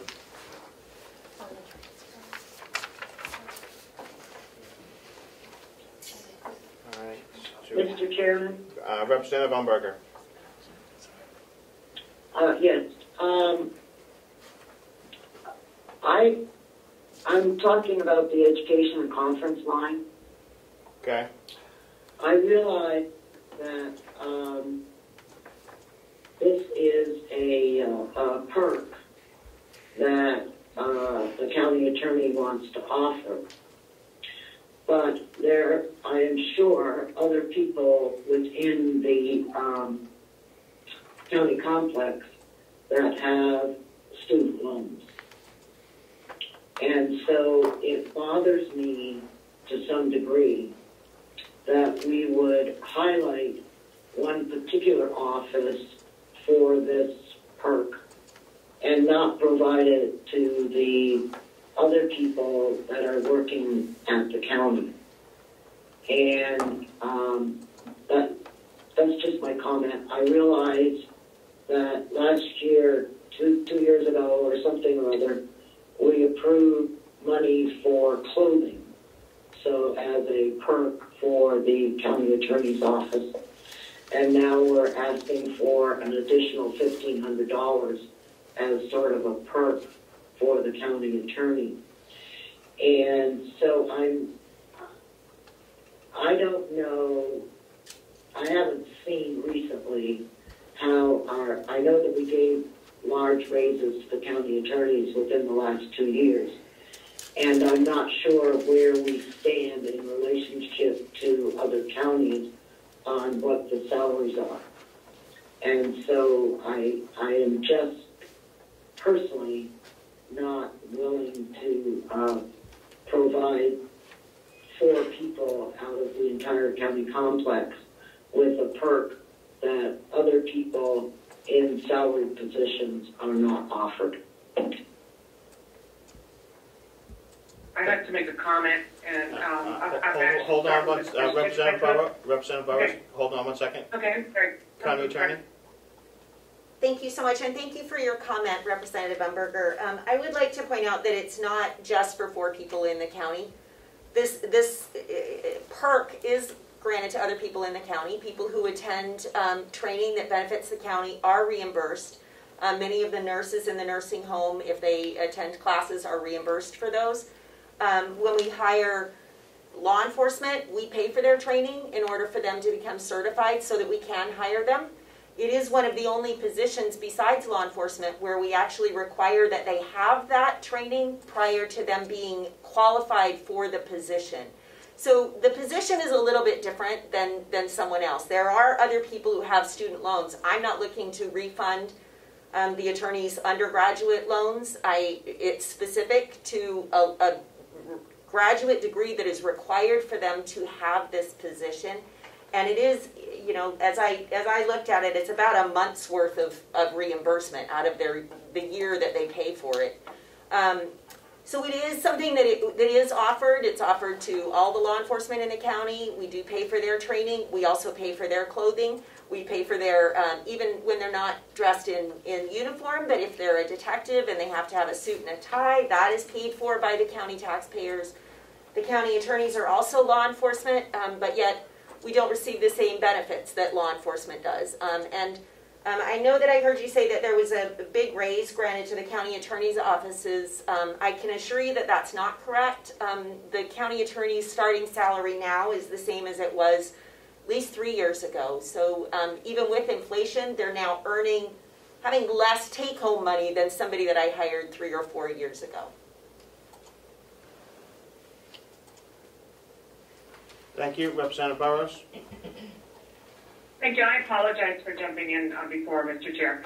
I just wanted to say that, you know, most of us who were around when we saw the exodus of the county attorneys, I don't know how many years ago, but it was a real problem watching all those skilled people leave because they weren't making enough money. And I think county attorneys are really in a different category than a lot of other employees. They're a scarce resource, they're a skilled resource.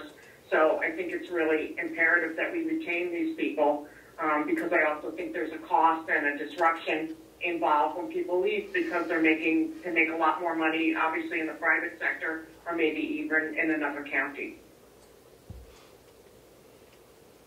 Thank you. Representative Umberger, was that your hand?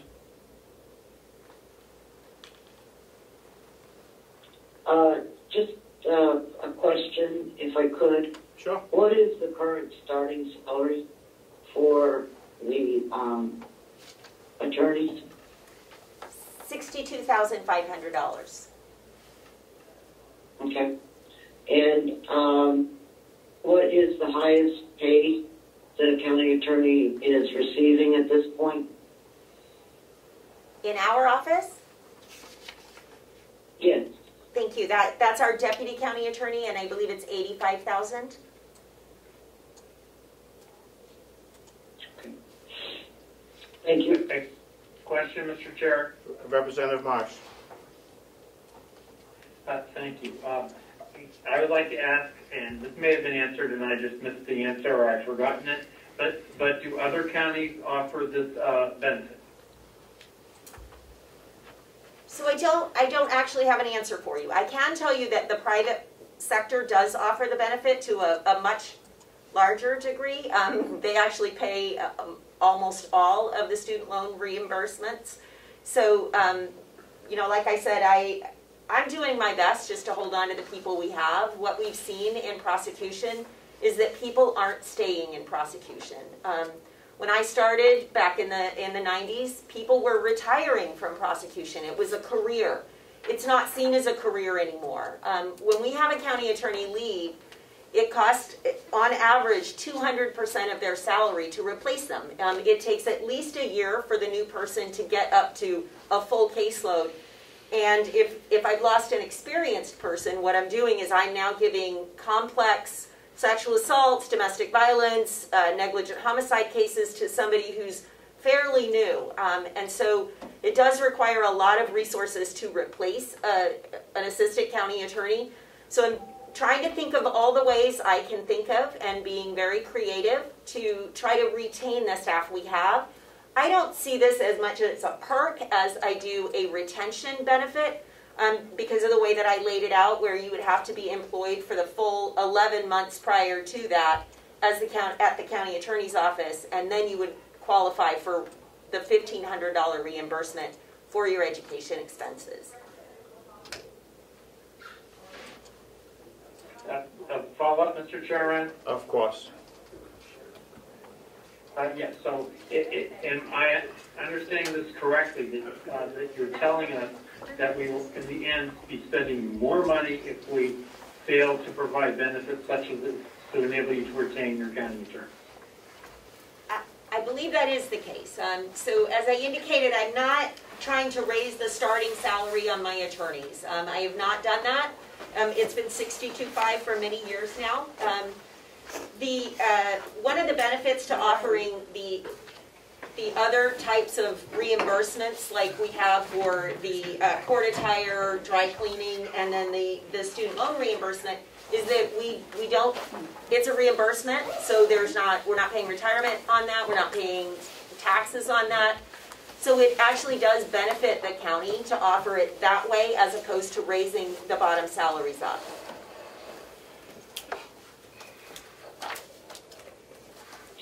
Mr. Chairman, I have another question, if I might. Representative Umberger.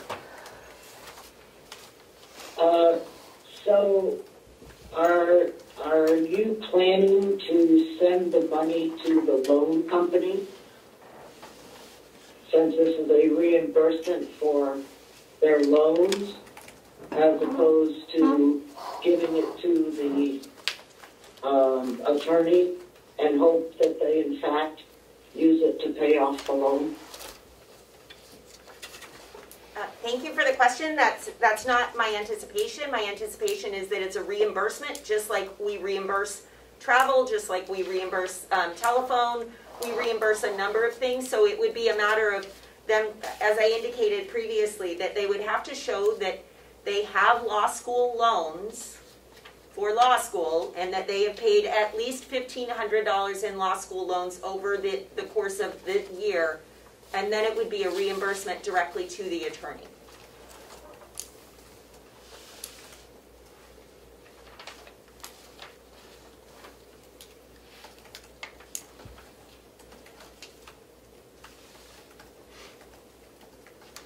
I have a question on the process of this.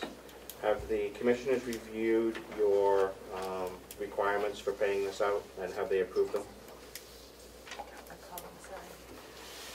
I don't recall if I sent it to the commissioners or not. I don't remember. I do remember that they'd asked me to come up with it, and I do have the draft policy memo, which was dated January 1st, but I apologize. I don't know that I've given it to the commissioners. It was the last Board of Commissioners that would have seen that, so I think I just went through it with them. I don't believe that we got it in writing, no. But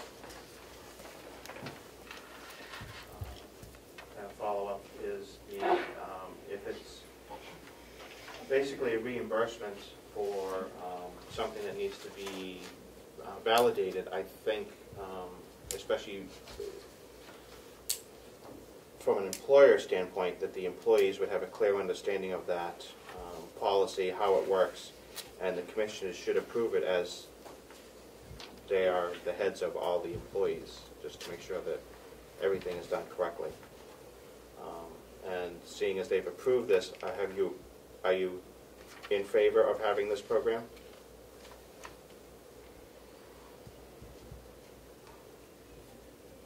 I would say yes, but I have not seen the qualifications for it. And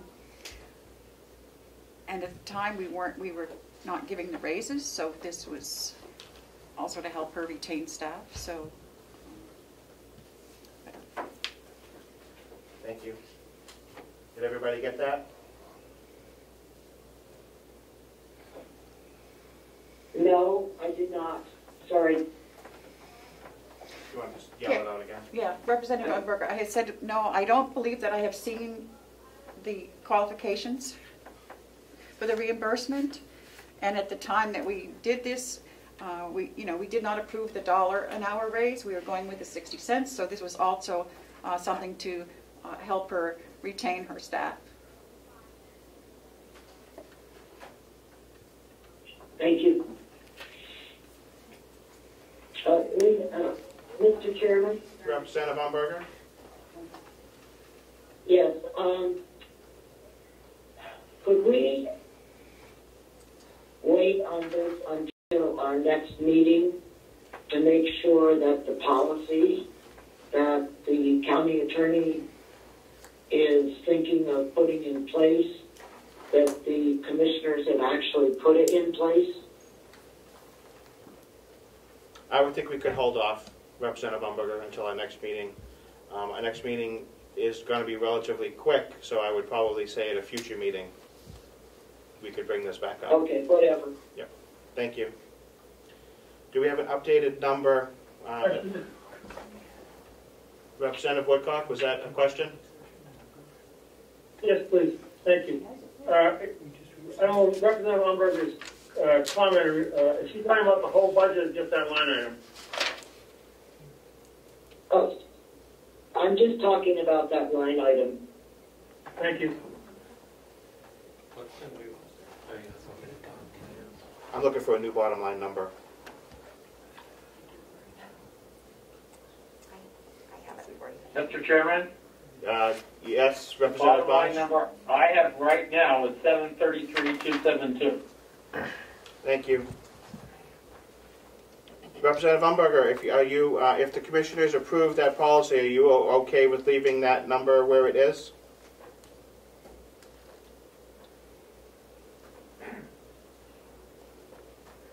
Yes, I would be, but I don't want to vote on it today. Thank you. Commissioner McCarthy. Yes, Mr. Chairman. We recessed to come into this meeting, so we do have to go back to our own meeting, and if the county attorney has that policy with her, we can review it and maybe take a vote on that today to make things easier and quicker for the delegation. It's a possibility if you want us to do that. I would, yes. So let's do that. Okay. Right. So the new bottom line number is? 733,272. Thank you. Good. At our next. Couple of questions. Okay, Representative Bucco. Thank you, Mr. Chairman. I would just, the county attorney that we have here today has built this department from scratch into a professional organization that has a reputation for being professional and being able to handle the workload that the county generates here. And so I don't feel qualified in micromanaging to this point, and I would like to make a motion that we accept the bottom line figure of $733,272. I'll second the motion. You have a motion and a second? Mr. Chairman, we have a question from Commissioner Tassari online. Commissioner Tassari, welcome.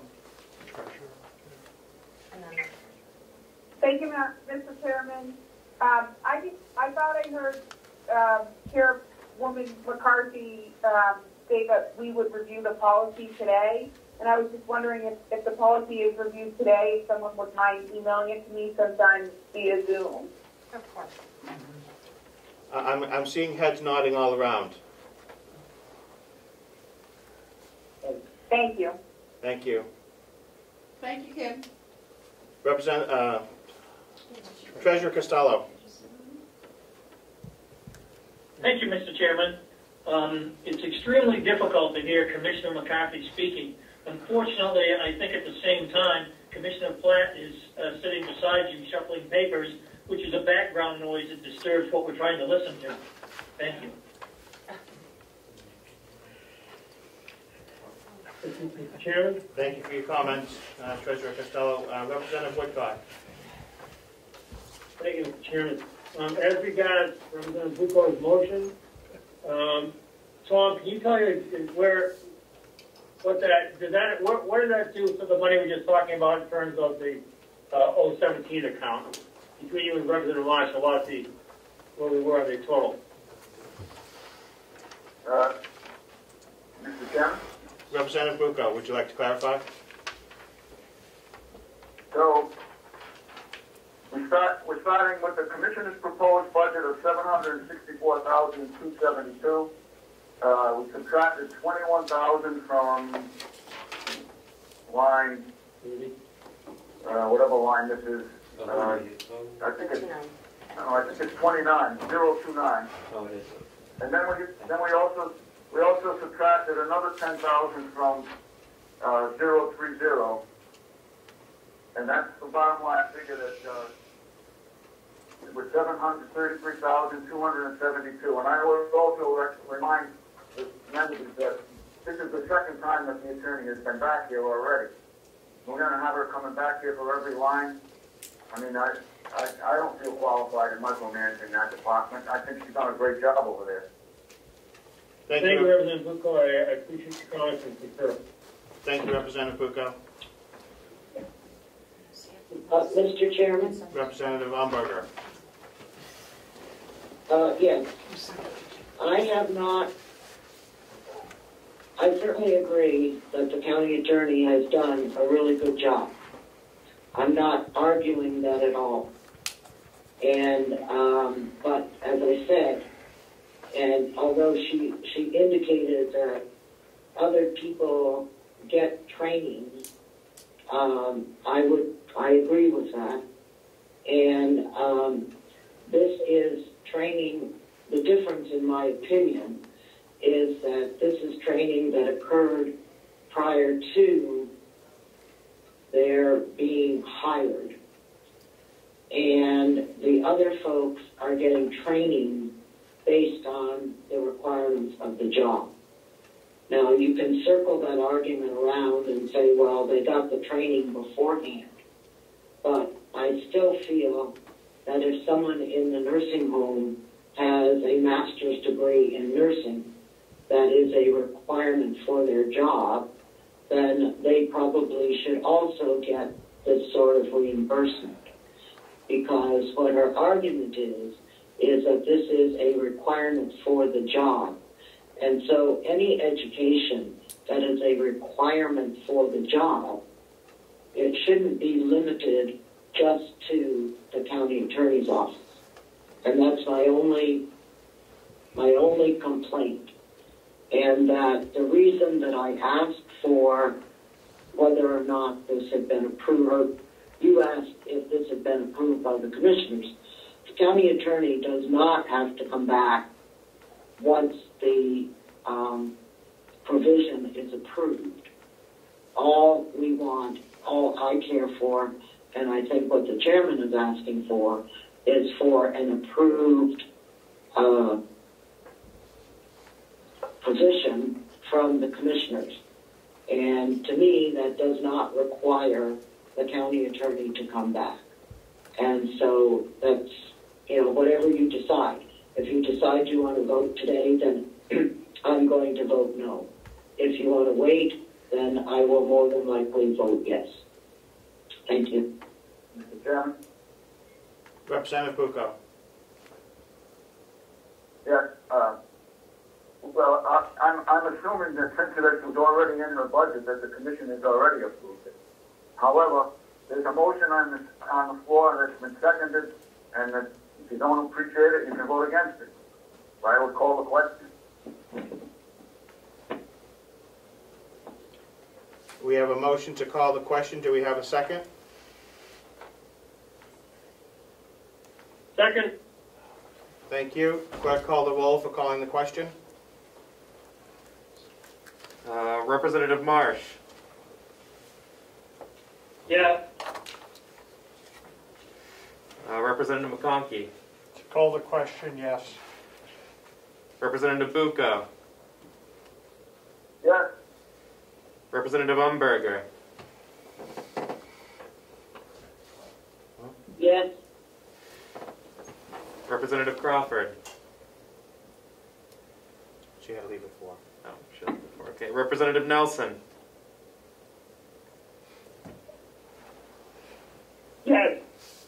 Representative Knurk. Yes.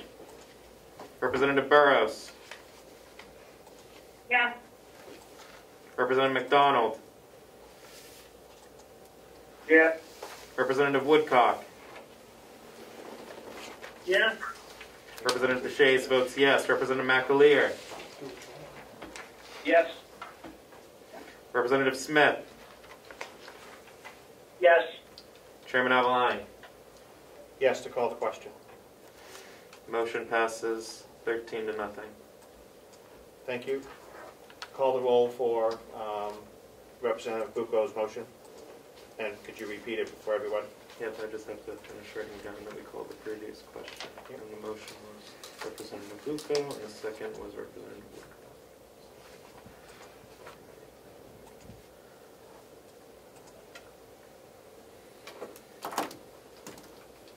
Okay, so the motion on the floor currently by Representative Bucco, seconded by Representative DeShays, is to approve the bottom line for the county attorney's budget, 4110 of $733,272. Call the roll, please. Representative Marsh. With the understanding that we can reconsider if the commissioners fail to approve this policy this afternoon, I will vote yes. Representative McConkey. I vote yes. Representative Bucco. Yes. Representative Umberger. No. Representative Nelson. Yes. Representative Knurk. Yes. Representative Burrows. Yeah. Representative McDonald. Yes. Representative Woodcock. Yes. Representative DeShays votes yes. Representative McAleer. Yes. Representative Smith. Yes. Chairman Avalani. Yes. Motion passes 12 to 1. Thank you. We would be looking for that approval at our next meeting. Thank you. Next is the DV prosecutor line. You had a brief overview and then I had to move on to the audit, so if you want to take a few minutes just to give us an overview of that particular job, and then there might have been a question on how many cases they handle per year. Thank you so much. So the domestic violence prosecutor position and the legal assistant that goes along with that position were approved last year based upon my request. We were one of the only counties that did not have this position. So the way that the court works is that misdemeanor cases are handled in the circuit court and felony cases are handled in the superior court. The county attorney's office has always handled all of the felony cases involving domestic violence, but the misdemeanor cases were handled by the police prosecutors at the circuit court level. And without denigrating any of the police prosecutors, because I think they all do a very good job, we do not have, many of them are not attorneys. So we have an attorney at the Troop E, and we have an attorney in Wolfboro, and that's it. The rest of the police prosecutors are police officers and also prosecutors. Domestic violence cases are the most complex kind of misdemeanor that you can handle. I have long believed that good domestic violence investigation and prosecution is actually homicide prevention. I think statistics bear out that if you handle domestic violence prosecution right the first time somebody comes into the system, long term you are going to have better results. I don't think it should come as any surprise that in a pandemic, people being locked into a home together for long periods of time has driven up domestic violence.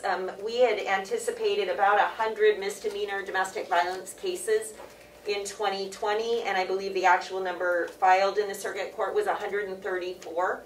So it's quite a bit higher than what we had anticipated. But we were fortunate enough to hire a really good prosecutor and a good legal assistant, and they have been doing a great job.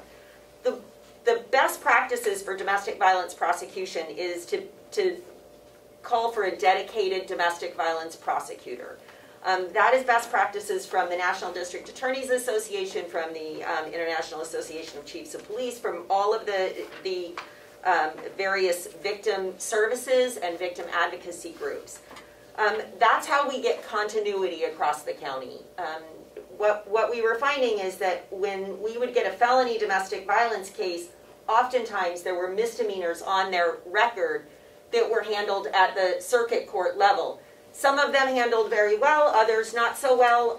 As I said, they're very complex cases. It's important to understand that there are many reasons why a domestic violence victim would recant her statement to a police officer, would perhaps not want to participate in prosecution because she's fearful, or he. We also have male victims, but because domestic violence victims are fearful of the perpetrator, they have financial connections to the perpetrator, they don't understand the system. So our philosophy and the philosophy of the other county attorneys in the state who have gone this route is that we have dedicated victim services people in our office. So as soon as a case comes in, that victim has access to services. They have access to reimbursement from the Victims' Compensation Fund. They have access to referrals for mental health. They have access to referrals for getting their locks changed, for getting security on their home, for assistance in obtaining protective orders. They are surrounded by services. That doesn't happen if it's not in our office. There is only one police department in Carroll County that has a victim advocate on staff, and that's Conway.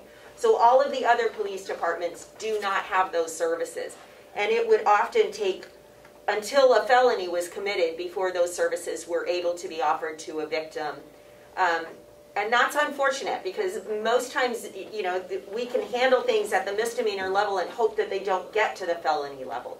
We can handle them in a way that keeps the victim safe and keeps the victim on board with the prosecution. So I'm trying to think if there's anything else that I needed to add. I would just indicate that times of financial stress for our community are not a time to cut funding for public safety. These are, you know, to me, a domestic violence prosecutor at the misdemeanor level is not a luxury. It is a necessity. It is something that, you know, that we owe our taxpayers, the ability to handle these cases in a manner that is consistent across the county. One shouldn't get different services because one is a victim in Wolfboro as opposed to a victim in Effingham or in Conway. So they should all have access to all of the services that our office can provide. Thank you. Any questions for the county attorney on the prosecutor position? Mr. Chairman. Representative Bucco. Yes, thank you, Mr. Chairman. I believe with last year we approved this domestic violence prosecutor, and so this budget is just a renewal, right? I think we budgeted for a partial year, and this is for a full year coming up. Yes, I can see that. Thank you. You're welcome. Representative Umberger? Yes, I have to assume that on line item 17, that this is also the $1,500 that we talked about for the other lawyers. Thank you so much for the question. Yes, I just... Sorry. Okay, go ahead. All right, I just mirrored the same benefits for this attorney as I did for the ones in the other part of our office.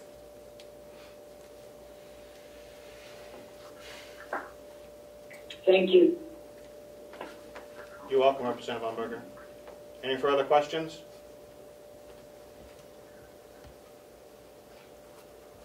Thank you, Mr. Chairman. Thank you for taking that question, County Attorney Andruzzi. I just had a question. Could you clarify the office improvements line? I don't know if I missed that before. Thank you so much for that question, because I just realized that I had not touched on that, and that was something that I wanted to touch on. So although we have the domestic violence prosecutor and we have the legal assistant, we didn't actually have office space for those people. We had worked with the commission, and a couple of different propositions have been floated about. But at this point, the domestic violence prosecutor, since we've hired him, has been sitting in our file room, which is not exactly a place that you want to bring victims. So it has been an issue. We've sort of set aside a dedicated corner and tried to make it as nice as we can. I do know that there's some question because it doesn't have walls around it, and it's back in the file room where there's the hay lawn, but they've opened the window and we've had that inspected, and it passes for a workspace. So my thought was that we did get an assessment on that to try to build some sort of dedicated space for the domestic violence prosecutor. If we couldn't do that and it wasn't allowed back there, I had put in money to perhaps rent a small office space somewhere close by so that that person is not sitting in a file room. Okay. Representative McConkey. If I could, which line item is that? 096. May I ask a follow-up question? Of course, Representative McConkey. So my understanding is that Conway and Wolfboro have people doing this similar position for their towns, but our other towns don't? So all the towns have a police prosecutor. Right. They do not have a victim services assistant anywhere except Conway. But at this point, we're handling domestic violence across the entire county. So if I could, will Conway continue to have a person in that position? In victim services? Yeah, are you where they will? I'm assuming that they will, yes. So if finally. Of course. Have you reached out to, I guess let me ask you this. Does this person need to interact with you on a daily basis, your department? Or is this person needed more to be with these people that need the services?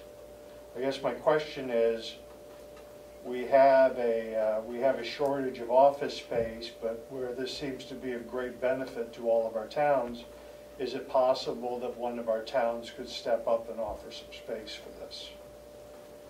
So I had thought about that, and obviously the renting a space somewhere else is not my preference, because the domestic violence prosecutor and the legal assistant are entry-level positions, and the best way to train them is to have them in our office so that they have access to the people with more experience, so that they have somebody that can just walk next door, ask a question.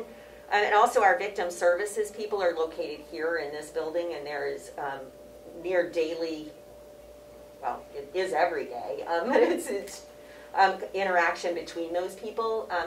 There's also a lot of interaction with the police departments, and so really it becomes a question of where the most feasible place is. My preference would be to have them here. If I'm their supervisor, I do like to keep my eyes on my people and make sure that they're doing what they need to do and that they're there where they need to be.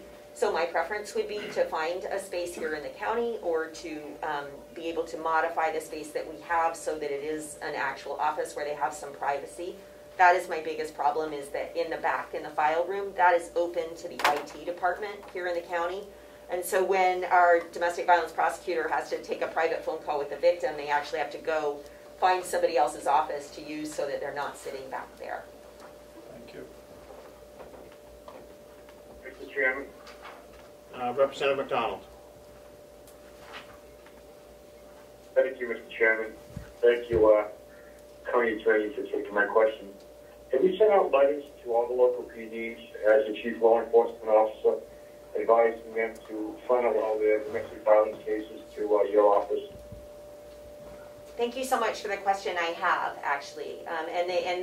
I took our domestic violence prosecutor around to meet people as we could, and I've had conversations with all of the chiefs, yes. Thank you. Question, Mr. Chair. Representative Woodcock. Thank you. I guess it's for you, Chair, or for the attorney. Is there any possibility, I'm not questioning the building of the space for the money.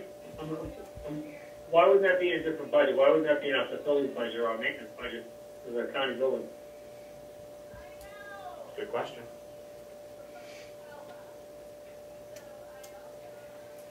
You're welcome. I mean, I can answer it, I guess. It just wasn't put into their budget, and so I just put it into mine.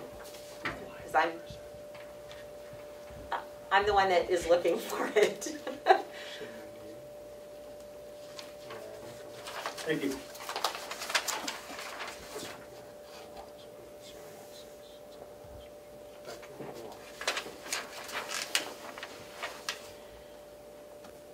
I have a follow-up for the county attorney. So this is office improvements, but it could be used for possibly renting out space. Do you need the $7,000 to do office improvements this year, or is this something that you just want to have here in case you need outside space? So thank you so much for the question. I need it as soon as possible because, as I indicated, privacy is our primary concern with where the attorney is sitting at this point. The office improvements estimate that I received was less than $7,000. The $7,000 was based on if we need to actually rent space. The office improvements, I believe, was $4,800 is what they required to do, almost all the way to the ceiling, but not quite all the way to the ceiling, room for the attorney in the back. And the follow-up was just some... Follow-up, Mr. Chair? Representative Woodcock, go right ahead. Is that $4,800 attorney, is that from our building facility staff, or is that from some outside agency? Thank you so much for the question. That was from an outside agency. I had someone come in and give me a bid on what it would cost to give me an idea of what to ask for. Thank you. Sure. And really, thank you for taking my question. In relation to that, how many bids did you get? Did you just request one bid from one contractor, or did you ask a number of contractors? Thank you so much for the question. I actually did just ask for one because I knew that it was not something I could do at the time that I was asking. I asked for this back, I believe, in October so that I could put it in for my budget to the commissioners. And so I just wanted to get a ballpark figure. I did not ask for multiple bids because I knew that I didn't have the money at that point. Okay. Follow-up. Quick follow-up. Do you plan on asking more than one contractor when you go to put this project out? So thank you for that. My belief would be that I would work with the commissioners in determining how to put that out there. I was hopeful that it would stay under $5,000 and make it a little bit easier for everybody, and the first bid came back at less than $500 or $5,000. So my thought was that I would work with the commissioners in trying to get that accomplished. Okay. Commissioner McCarthy. I just wanted the delegation to know that it's not a simple matter of just putting up some petitions. Because of the halon in there, I believe we have to have a steel wall, if I'm correct, McKenna. So it's not just a simple job. So I'm guessing this is probably going to go out to bid, given that it's so close to 5,000. Yep. Thank you. Of course. Follow-up to the commissioner is, has Bob taken a look at this and see if there's something they can do in-house? He has, and no. Thank you. Representative McConkey. That was my question. Okay. Thank you. Thank you. Okay. Mr. Chairman, I have a motion. Thank you, Representative Woodcock. I would move that 4112 sub 096 be reduced to $5,000. Do we have a second? I'll second that. Thank you. Any further discussion? Yeah, I have a question to the county attorney. Oh. Representative Deshaies. Thank you for taking my question again. So I was wondering, so as part of this whole office improvements line, part of that you wanted for rental until the project was done. Is that correct, or am I mistaken? Thank you for allowing me to clarify. That was in one or the other. If it wasn't possible to have the some sort of office space here in the county. That's why I put it in as 7,000. So if we weren't able to do that, which would be the cheaper $5,000 hopefully, then we would have to look for outside office space, and we were, I looked around to see what was available, and the cheapest I could come up with was about 7,000 for the year. But I am hopeful that we would be able to find a space here in the county that would work, because that would obviously be the best case scenario for everybody, is to have that attorney here in the building. Thank you. Motion and a second. Any further questions? Clerk, call the roll, please. So this is under line .096, and we're reducing from 7,000 to 5,000? Correct. Okay, let me just write that down.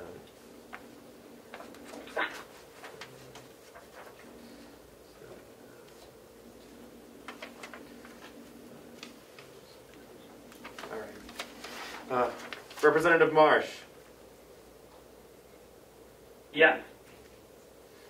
Representative McConkey? Yes. Representative Bucco? Yes. Representative Umberger? Yes. Representative Nelson? Yes.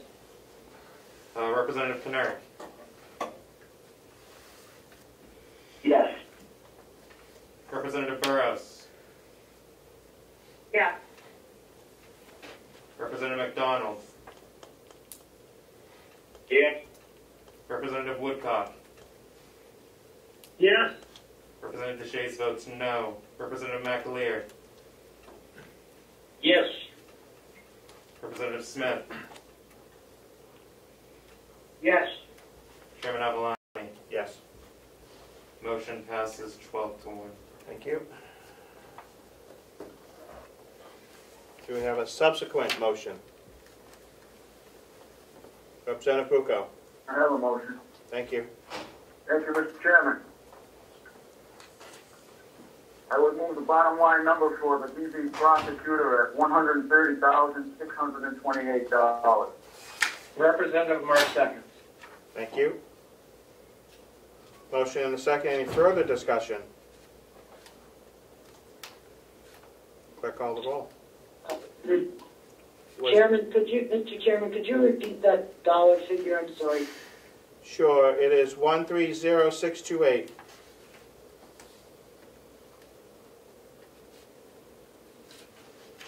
Thank you. You're welcome. Any further questions or discussion? Clerk.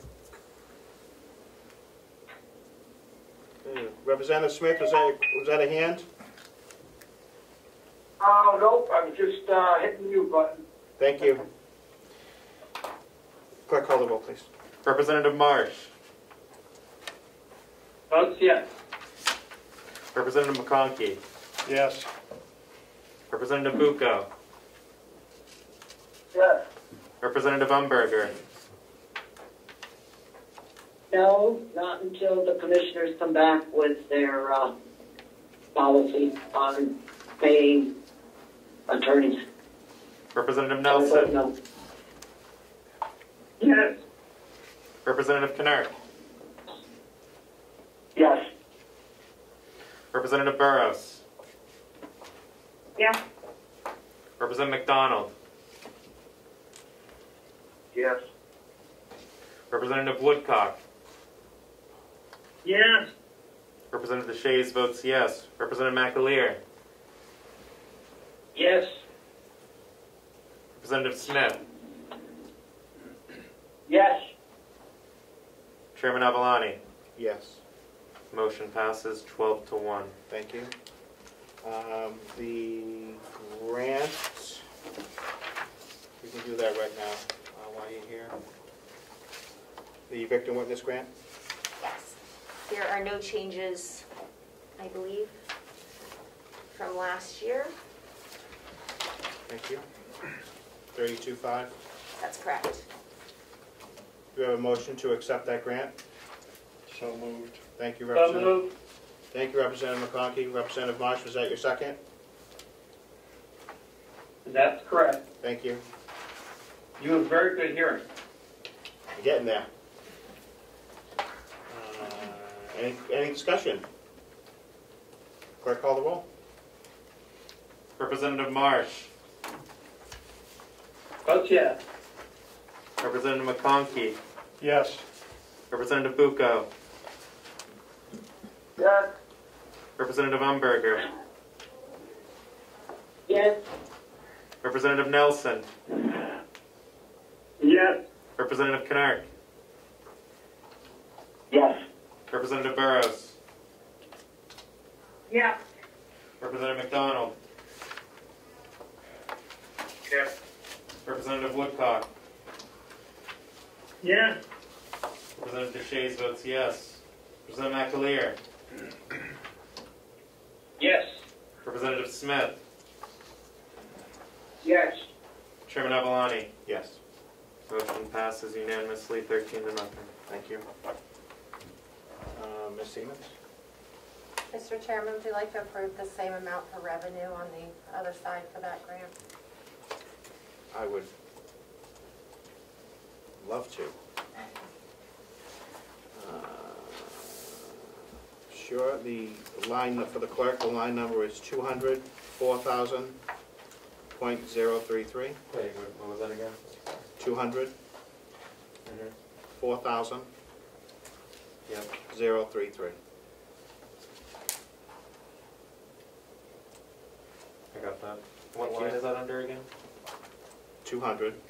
Oh, 4,000. 033. Okay. Yep. It's on the revenue side. I move we accept the revenue from 200, 400, 033 of 32.5.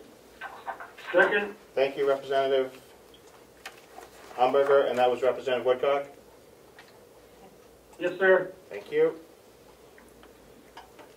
Any discussion? Clerk, call the roll, please. Thank you. When you're ready. Who motioned? Representative Umberger. And the second was? Representative Woodcock. Yeah.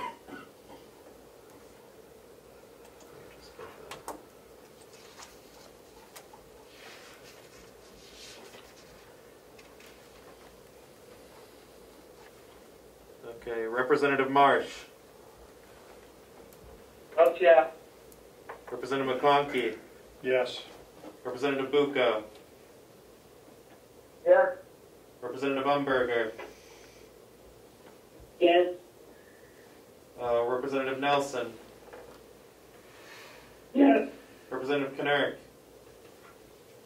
Yes. Representative Burrows. Yeah. Representative McDonald. Yes. Representative Woodcock. Yes. Representative DeShays votes yes. Representative McAleer. Yes. Representative Smith. Yes. Chairman Avalani. Yes. Motion passes 13 to nothing. Thank you. I think we're done. Thank you so much. You're Thank welcome. you for your time and attention. No problem.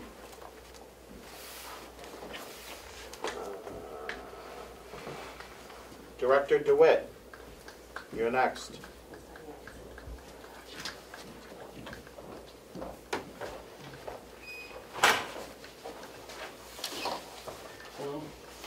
Good afternoon. Would you like to give us an overview of your request? Sure. So on our request, there's not a lot of changes. There is at the top a few line items. There's some changes, and most of those are dictated off of the salaries, and there was some market wage adjustments done by the commissioners. And then when you get down below that, everything's pretty much the same. You know, we've been running the same budget for probably close to 4 years now with most of these line items. We don't have a lot of changes. We've been able to stay within that. There is one line item I have concern about from the commissioner's amount that I would like to see a little bit of an increase if possible. But other than that, I'm open for any questions that you might have. And like I said, everything's fairly similar as we've had in the past. Which line are you concerned about? Yes, sir. I'm concerned about 065 diesel fuel. Last year we budgeted 3,000, and that's what I recommended back in October. We've noticed, or I've noticed, I'm sure many of you others have, that diesel fuel is on the rise recently. The commissioners, for whatever reason, knocked it down to 2,500. When we got to the end of the year, we top off our diesel tank for inventory purposes, and this year we were short just shy of 100 gallons probably for our inventory to not exceed that 3,000. So with those increases in prices this year, everybody knows that we don't have inmate labor anymore out here on outside crew. So we have a skid steer that we got in 2020 that we use for a lot of things around here. It's very useful. And so we burn a little bit more diesel running that than we used to replace the labor. And so those combinations of the price going up and our more usage now, I would be more comfortable if we could go up to 35 on that. That would be up to you guys, you folks. Other than that, there was a few other deductions that the commissioners did, but those are, we can work within those parameters. They're very minor, and I think that we could handle that. Thank you. Any questions for Mr. DeWitt? Representative McConkey. Thank you, Will, for being here. Can we go to water testing 027? Yes, sir. And last year you were at 6,100, and I know some of your tests are cyclatorial, some years are more than others. Is there some reason to anticipate that you will be nearly $4,000 higher on that line? Of course. Okay. I'm not sure where you got your 6,000 number, sir. I have that we spent $10,865.05. So we were actually over $865, which we did a line item transfer. The commissioners did here in the last week or two on that one. So I am anticipating that we're going to be awful close to the 10,000. And the reason also is because in September, I believe it was, down in Concord, you guys passed the PFAS testing.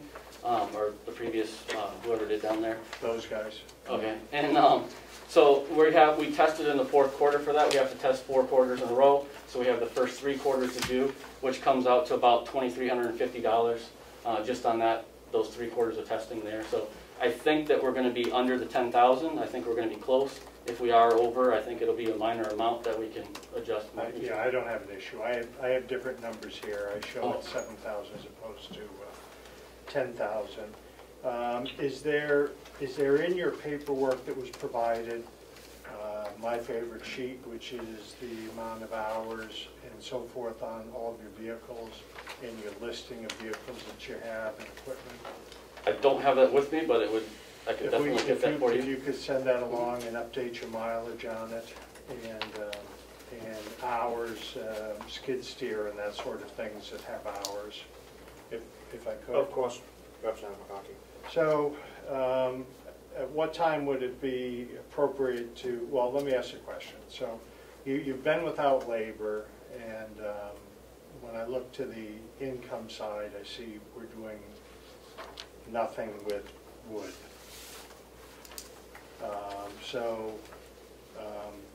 What's your thoughts?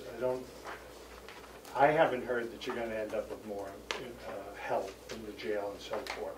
So what's your plan for that expensive piece of equipment that we own? I'm assuming you're talking about the wood process. Yes. My plan personally is that we don't have any wood and we're not going to be doing a lot of campfire wood anymore. I think that there's a possibility in the future we may do cordwood, as we have lumber or wood cut off of our own land. Currently, we don't have any expense to that machine. It's all paid for. We used it a little bit this year, but very little, and it's in the barn. So I don't have a big plan other than that we can use it in the future. If the commissioners decided that they wanted to sell it, then that would be, would be all decided upon the commissioners and the delegation. But far as I go, I do think we could use it for some cordwood in the future, coming off our own land. But I think our cordwood business, our campfire wood business is really, basically done. I mean, we did do a few hundred bags to a local campground right down the road, that myself and my employee were able to bag up, but the large scale that we used to do is not feasible anymore. Thank you.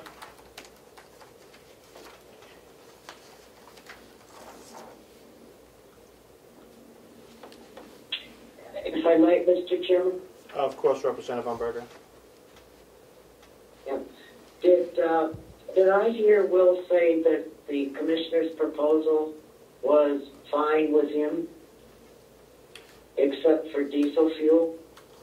That is correct. And so you would like an additional, where'd it go? 500, Karen. 500, okay. An additional 500 added to the diesel fuel line? I would prefer 1,000 because we were short. 3,000 was not enough for our inventory, so I'd like 1,000 to be up to 35. But if 500 is where we're going, I'll definitely take that too. So you, at the end of the year, you try to top off your diesel tank so that you have it for the following year. Is that what I heard you say? Yes, ma'am. We top it off as we need it because we do go through it a couple times a year. But the business office, when they keep inventories on different things, our fuel is one of the main things in our department that we try to top off. That way we go from year to year with the same amount of asset or fuel in the tank for the following year.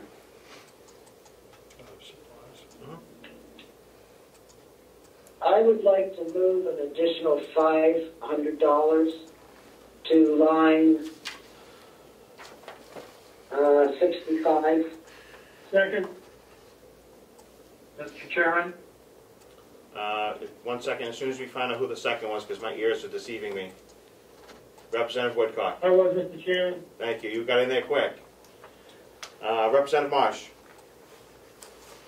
Yes, I would like to ask Representative Umberger if she would be willing to finance that change by deducting $500 from the gasoline line, which is line 62, given that the end of the year actual expense for gasoline was $2,598.78.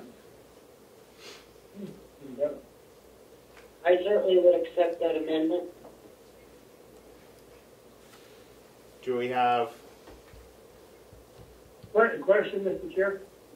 Representative Woodcock? Thank you. To the DPW vice chair, please. Oh, of course. Well, you have 40. Yeah. Go ahead, please. Thank you. You have $4,000 in the commission and $4,500 you requested. And I understand Representative Marsh is based on the balance at the end of the year.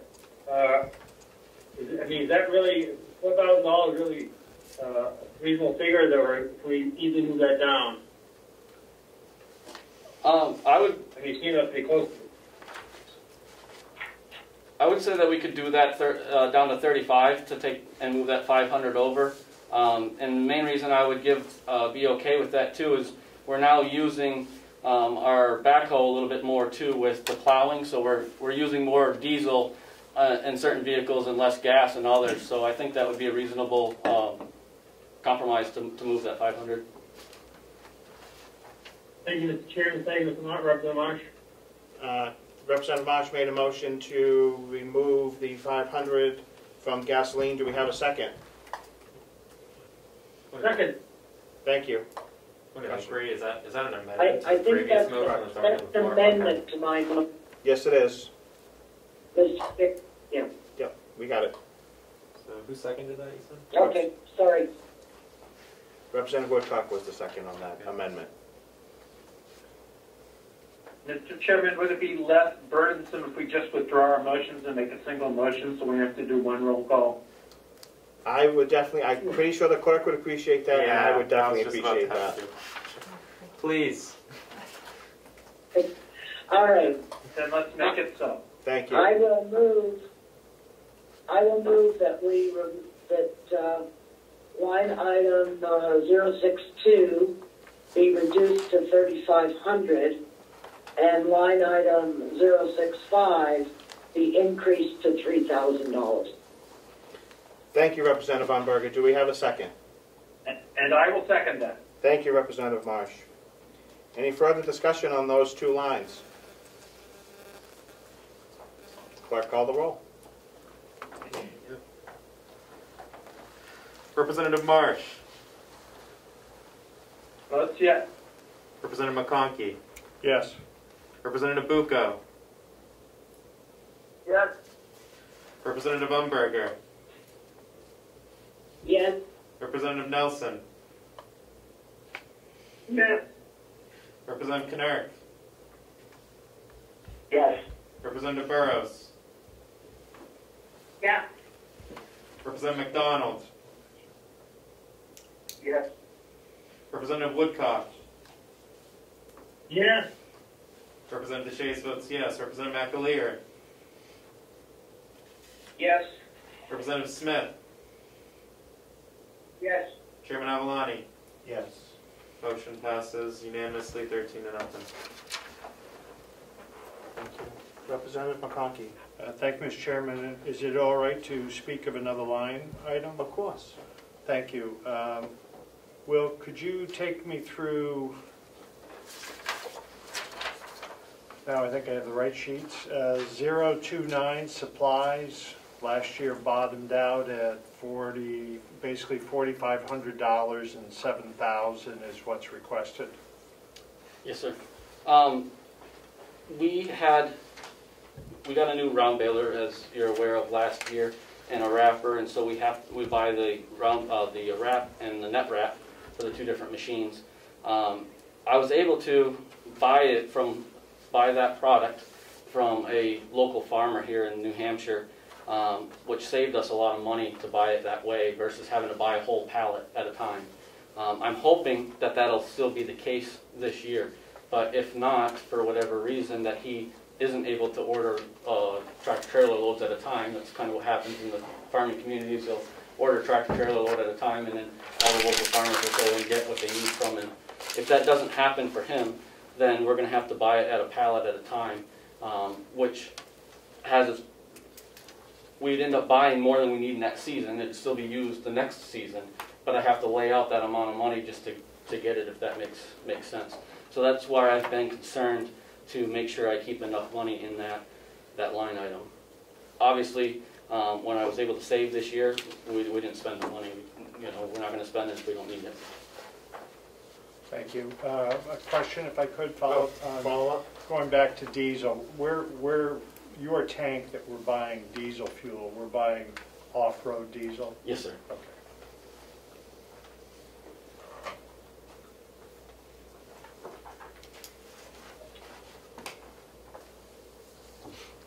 Could you explain? Who was that? That was Representative Smith. I just had a question. I didn't know if Mr. McConkey, or Representative McConkey was finished. I am, sir. Yes, Representative Smith. I just have a question for line 9 salaries. The department proposed for its 2020 budget has an 18% increase. I just would like an explanation on that.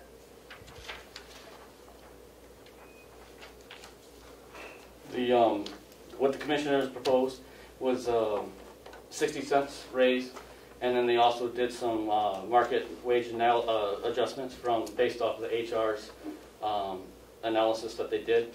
My department fell very short for the majority of the department on what people are being paid in our community to do our jobs, and so they made their determination, and that's what the increase for that. Can I just have a follow-up? You certainly can, Representative Smith. How many employees are under that salary line?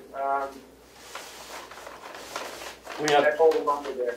We have 2 full-time, myself, 1 other full-time person, a part-time person that's year-round, and it also includes a seasonal full-time person in the summertime for 12 weeks, and then also a seasonal for 10 weeks part-time person at 30 hours a week in the summer. So essentially we hired 2 kids in the summer is what we've been doing in the past to help with the mowing and keeping up with the complex, and also in the haying business if we do square bales when they're here.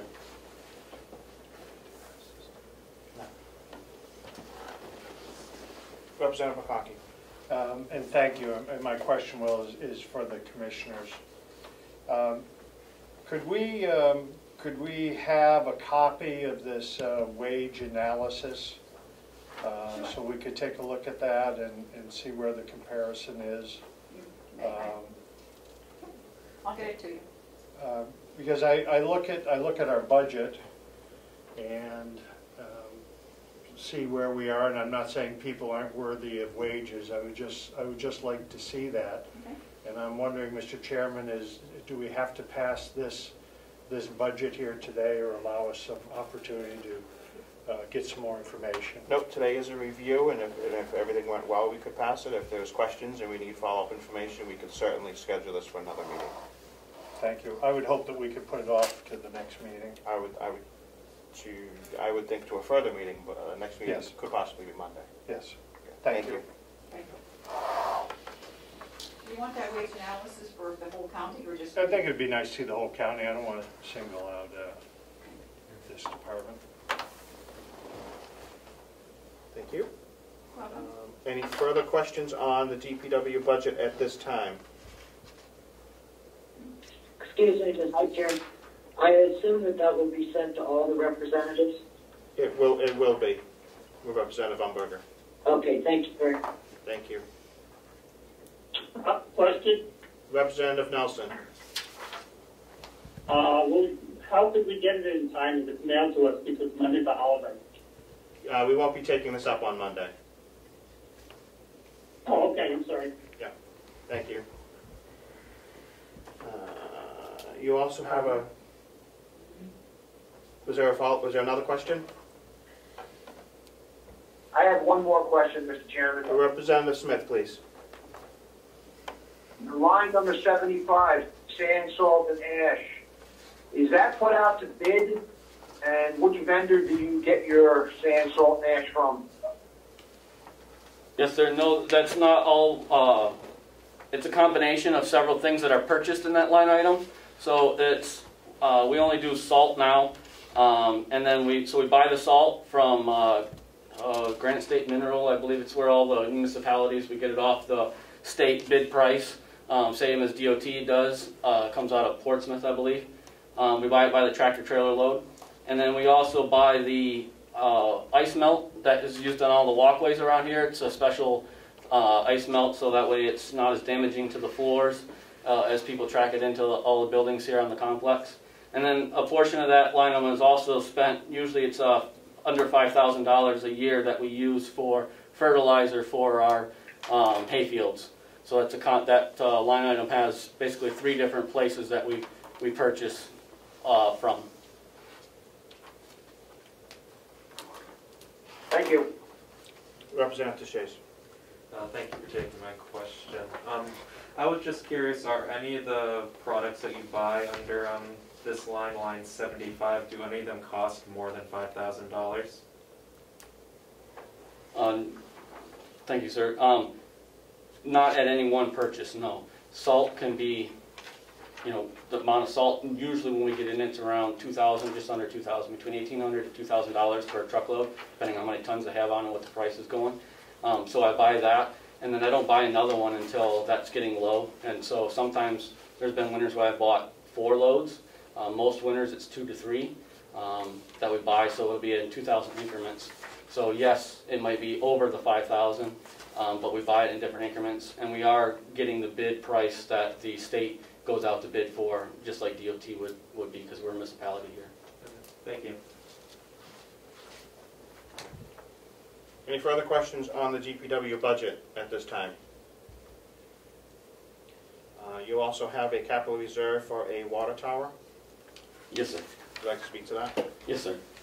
So we have a 200,000 gallon reservoir that is up on the hill up behind the courthouse. Our wells pump into that reservoir, and then it's gravity fed down to feed the complex and also to feed the village of Ossipee down here. We've got 40-something, almost 50 customers on our water system. Our tank was built, I believe, in '85 or '86. I've seen old Polaroid pictures that I found in my office while they were pouring it in place up there. And it's having issues as far as we're getting some cracks, especially in the corners. So a couple of years ago, we had a company come out, Underwater Solutions, and they sent a diver into our tank that not only inspected our tank and took pictures, but also cleaned our tank. They put in like a big vacuum and essentially like your pool, and they suck out all the sediment in there, which we didn't have that much in there, which was a good thing. So looking at that, with these cracks in our tank, we need to address that. The best way to address it that I found is that we could have it relined. Instead of pouring a whole nother tank and having all the construction company to do that, we can have a company come out and reline it. Now that'll entail draining the tank, letting it dry out. They will spray this. There's two different companies I've gotten prices from over the last couple of years. They will spray this, one for example is a polyurethane type of material on there, and the thicker they spray it, it actually acts as a structural integrity to it. This stuff has at least a 50-year lifespan, if not more, on it, from what I'm being told. So that's what we need, that's what I'm looking at doing. But we've had, and not to jump ahead, Mr. Chairman, but we had a request in there for a water study also. I'm not sure where the commissioners put that, special fees or something to that nature, but we had questions about our water system and how many people can we keep putting on our system. We had a couple new customers come on this year, and there was potential that someone was going to buy the old law firm down there, and that was going to be a rehab center. I believe that's gotten dropped now, but it brought up a lot of questions. And also, some of those questions are that we don't have monitors on our well that tell me the depth of the water in our wells. We do in the tank, but we do not in the wells.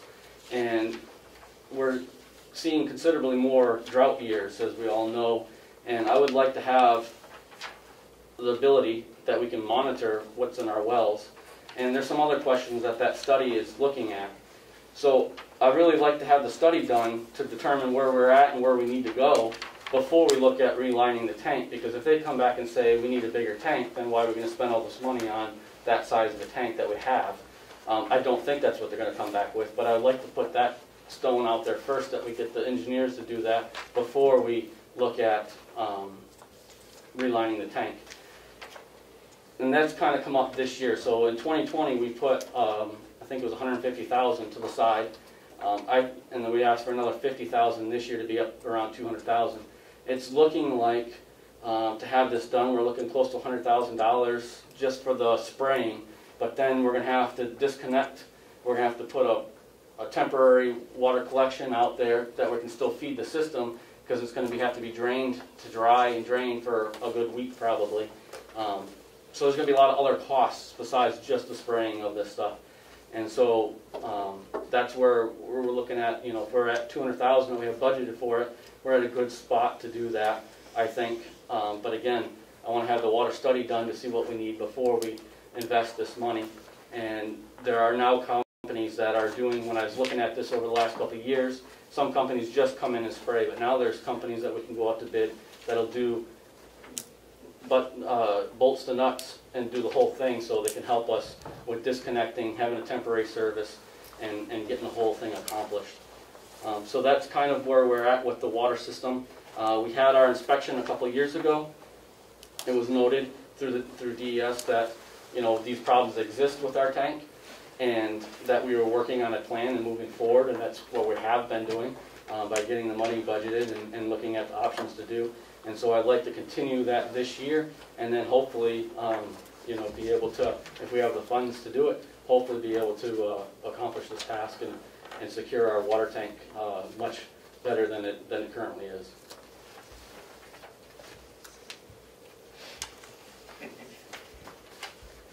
Representative McConkey. Thank you. Mr. Chair. One second, Representative Umberger. 1 second. Okay. Representative McConkey. So if I understand, well, you have two items. One's your capital improvement, and you put $100,000 in another year towards that. And did I hear you say you're looking to put another $50,000 out of this budget? So in the 2020 budget, we put $150,000, $150,000, and we're looking at putting $50,000 this year for 2021 budget to get us to that $200,000 mark. And you spoke of a second item of a feasibility study or a study, and where is that money, or how much is that? It was 25,000, and I think, I don't know if, Mr. Chair, it's in special fees and services, which is our next 4102? agenda item. Yes. Thank you. Okay, so, would you like me, can I ask a question Of about course. that now, Yes, as opposed please. to waiting on that? So on that feasibility study, the focus of that is what?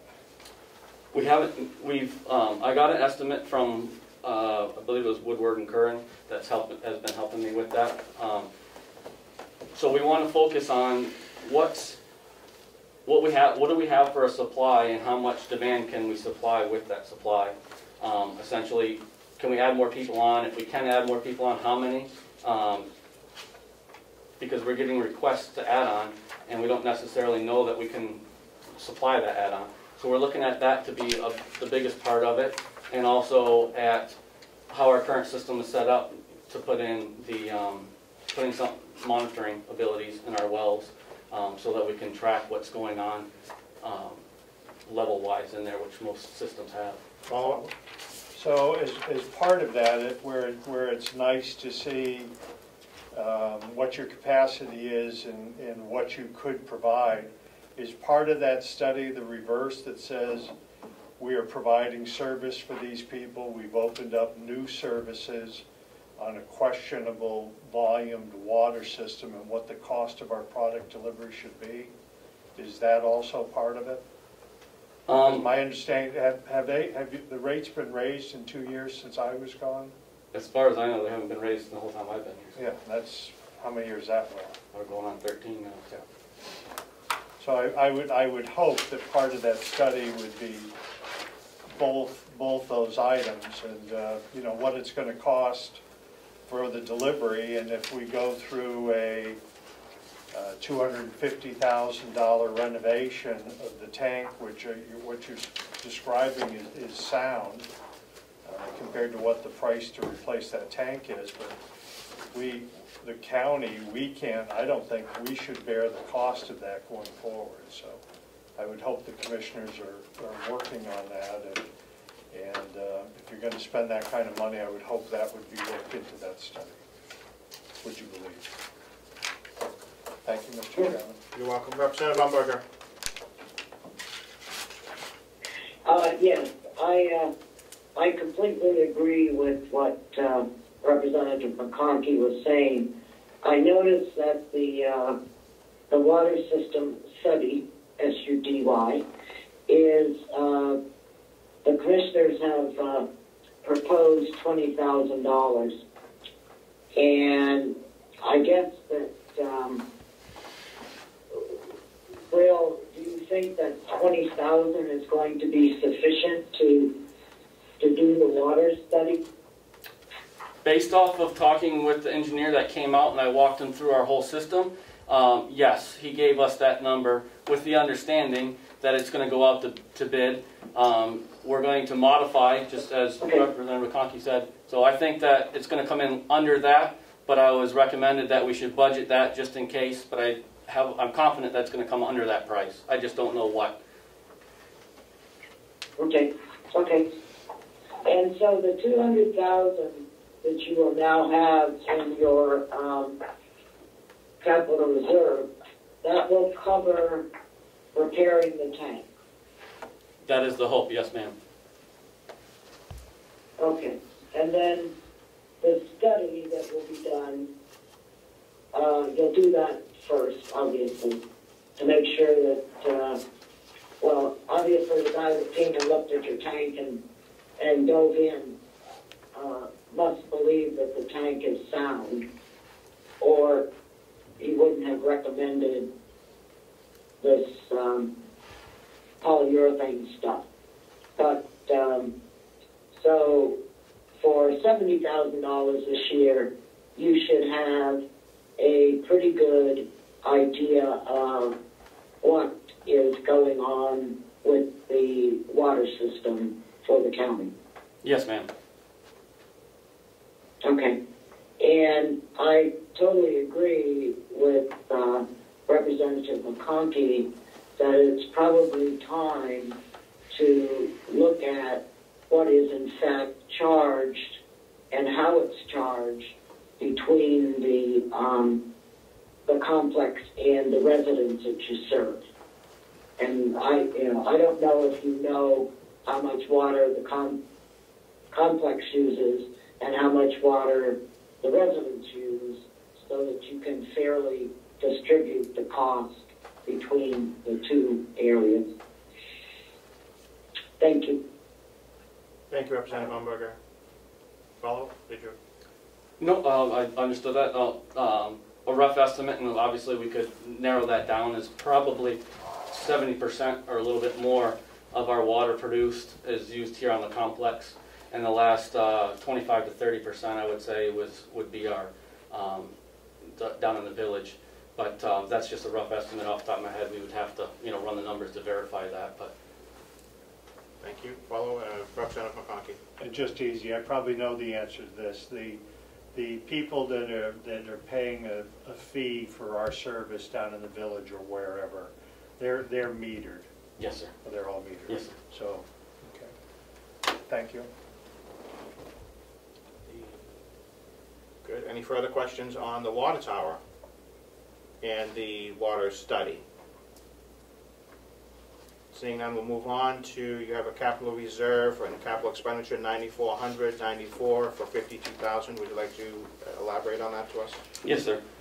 That is for to replace one of our plow trucks, which is our salt truck. It's 10 years old this year. It's got a plow on it and has the sander spreader on the back. We're looking to replace that. We had a plan, or I had a plan for the department of every 8 to 10 years that we would replace our trucks. We did that a couple years ago with our other ones and got a fair good money back on it. I hope that would be the same with this one. It's starting to rust. The bed is rusted a little bit more. We've tried to repair it. We have the floorboards are rusting out, and currently as we speak it's in the shop right now because transmission lines are rusting out that we're replacing with this truck. This truck is very, very important to this complex to have the salt put down. Slips and falls happen with the amount of people we have coming on this complex, but the more that we can minimize them, the better we're doing. So we try to keep the pavement as clean as possible, and this truck plays a huge role into that. I would hope to think, or I don't know, just based on the last truck, is that we would trade this one in on the next one. So we may not, if the commissioners decide to go that way, we may not spend that whole $52,000 on the truck because we'll have some return on the money. But if the commissioners decide to bid it out or however they want to do it instead, then we would need this whole amount to get a truck. We'd be looking at getting a 1-ton truck with a new plow on it because we'll turn the plow in that we have is getting pretty rough shape as well, and a new sander on the back as well. And that's what that expense is for, is just like I said, it's 10 years old. We're probably around 50,000, a little over 50,000 miles. Not a lot of mileage when you look at it, but we don't go a lot of places with it. But it does put all our salt down. We do the best we can as far as every time, or maybe every other time. Like this week we have storm after storm, but we bring it in and wash it, keep it as clean as possible. And we have waxed it in the past to try to keep it going good. But after 10 years of running salt, that happens, and we just need to look at rotating that out while we still have an investment that can return to us, and the dependability, because that's the biggest problem, is the dependability.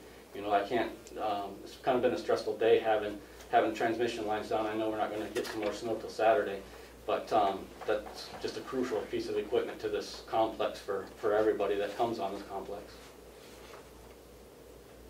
Representative McConkey. Thank you. Will, I'm just looking at the list of the trucks without hours.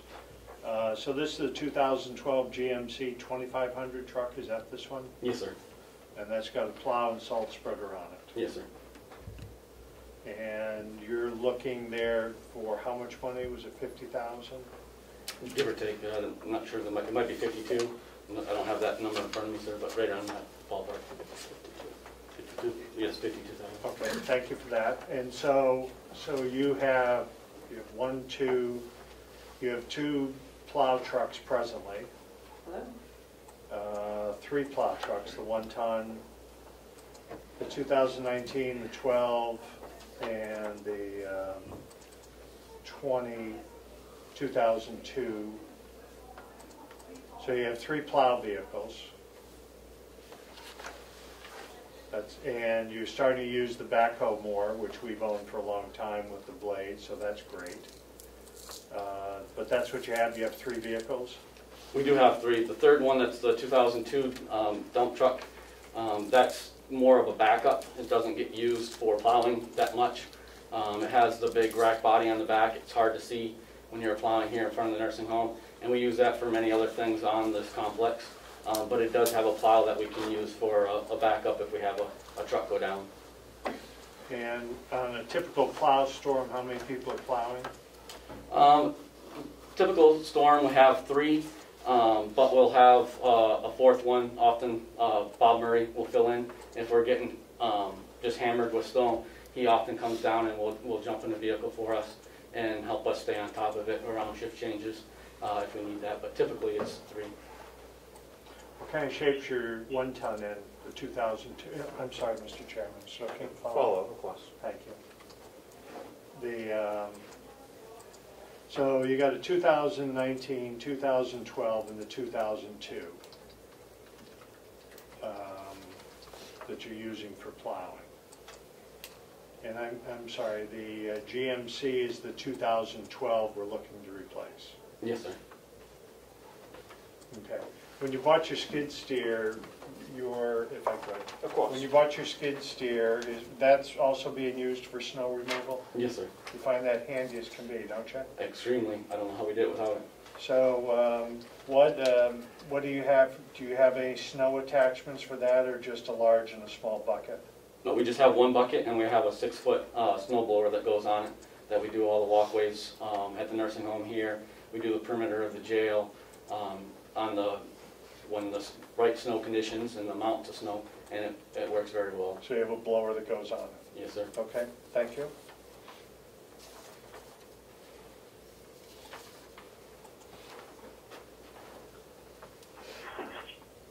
Any questions on the capital improvement for the DPW?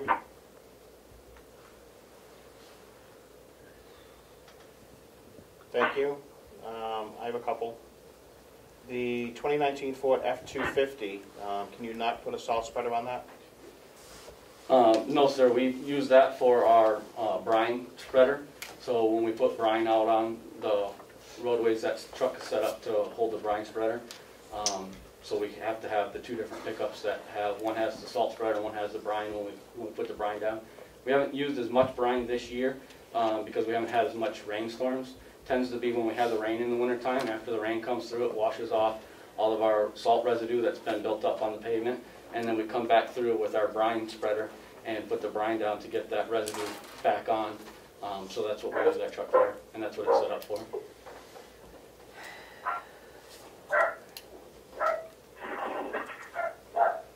Thank you. Mr. Chairman, are we meeting, I'm sorry, I was delayed coming in, are we meeting this Monday? Yes, I was going to let everybody know I'm trying to work on the nursing home budget before Mr. Chandler departs. And what time of day are you anticipating doing that? Would be afternoon. Would it be possible, Will, if you're not out plowing snow on the Monday, that if we're masked, that we could come take a peek at the facility and your vehicles? Sure. If I have a time frame, it'd be helpful. But yes. You're thinking, Mr. Chairman, you're thinking meeting at 1 o'clock? Is that when you're thinking of meeting? I was thinking 2. Oh, okay. Yeah. How about 1 o'clock? Is that after your lunch? Most of your stuff will be right there. Yep. Mr. Chairman, if I might, Will, were you planning on taking the holiday? Monday's a holiday. Oh, I forgot about that. That's okay. We could do it a different day. It doesn't have to be Monday. Okay. Whenever you would like to, just let me know. I think you could definitely schedule an appointment or time with the director. Okay. Day of the week. Thank you. You're welcome. We'll get back to you on that. Thank you for your willingness. Yes, sir. Thank you for the overview of your budget. We're gonna go over it a little bit more, and we'll get back. We'll call you back in when we're gonna do our final pass-through on it. Long-term debt interest expense for the commissioners. Thank you for waiting, Will. Thank you.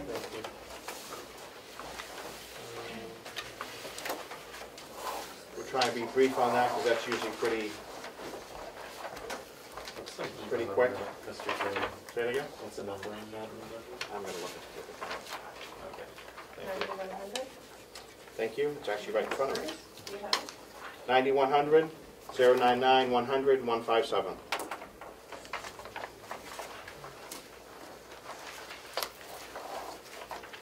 It is the nursing home bond, the TAN note. Could everybody mute themselves who's not part of the discussion? Thank you. Mr. Chairman? Representative Umberger. Yes, thank you. Where do we stand on the approval for them to go out and refinance? Have they moved forward with the refinancing of that bond? Because if they have, then the interest that we have to pay this year, at least from August to December, should be less than what we have projected to pay in the budget. CFO Cullen. Mr. Chairman, may I? I was going to let do you have a question, Representative Marsh? Because I was going to let CFO Cullen follow up. I was going to repeat what CFO Collins said to our subcommittee, but he can do it as well himself. Okay. CFO Cullen? Yes, Representative Umberger, great point, but it won't kick in until next year's budget because we have 2 interest payments this year. One is February 1st, we just paid that, and then we've got another one locked in for August 1st. That is the date when we can potentially redeem these. So the first savings on interest won't hit until next year in February. Did you get all that, Representative Umberger? Yeah, that's a bummer. Yes, it is. Chairman McCarthy, CFO Cullen, want to take the interest 9100, 9160? Pretty straightforward. Colin? Sure, I can. So the interest on the bond for the nursing home is based on what it is. We've got specific timetables on that, and that's what it's going to be for this year. Shouldn't be off by more than $1. The TAN notes could vary because the treasurer, Mr. Costello, has been taking advantage of historically low rates. Nonetheless, that's sort of a conservative estimate. So we do expect, of course, we've got 1 TAN in place now, and we'll have another TAN in place at the end of the year. So that's the figure that we're conservatively estimating. Of course, if it goes under that, that is savings that'll drop to the bottom line in fund balance. And the energy upgrade, again, that's on an amortization schedule on the Siemens project. We are in year 2 or 3, I think, of that. So it's pretty much right off the amortization schedule. Thank you. Any questions on the interest expense or long-term debt?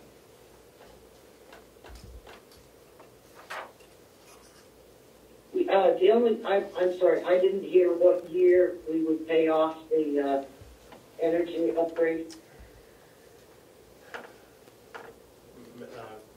Executive Coordinator, please.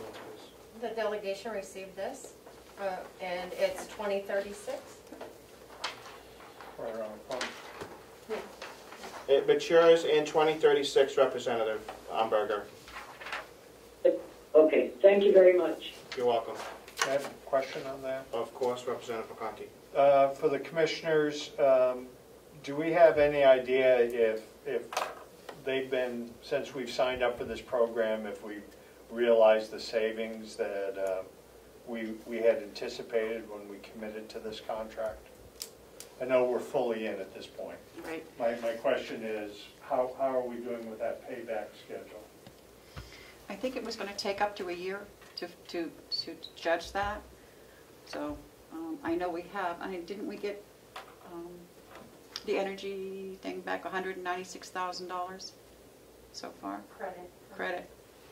So we did get that. So it seems to be Yes. fine at this point. Thank you. And they have completed everything at this point, I believe, also. We had a few things that they were working on, but everything's been finalized. Thank you. We still have a quorum. Yeah. Thank you. Do we have a motion to approve 9100, 605, 620? So moved. Thank you. Also moved, Mr. Chairman. Fantastic. Representative McConkey will take Representative Umberger for this one. We have a first and a second. We have a motion and a second for 605, 620. Any further discussion?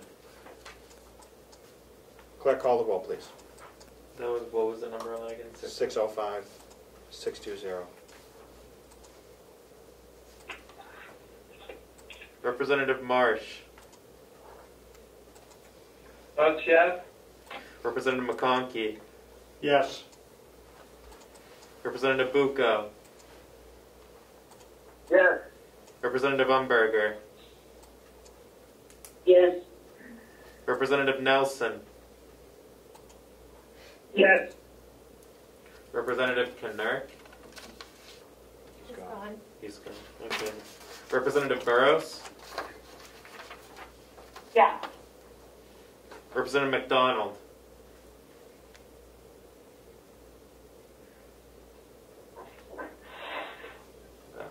I guess he's gone. Representative Woodcock. Yes. Representative DeShays votes yes. Representative McAleer. Yes. Representative Smith. Yes. Chairman Avalani. Yes.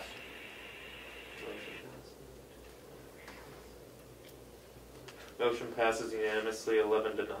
Thank you. We have 11 members present. Long-term debt. Do we have a motion for 1377566? So moved. Thank you, Representative So McConkey. moved.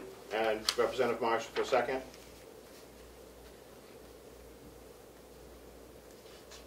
Any discussion? Clerk, call the roll, please. Yeah, just get the motion in a second.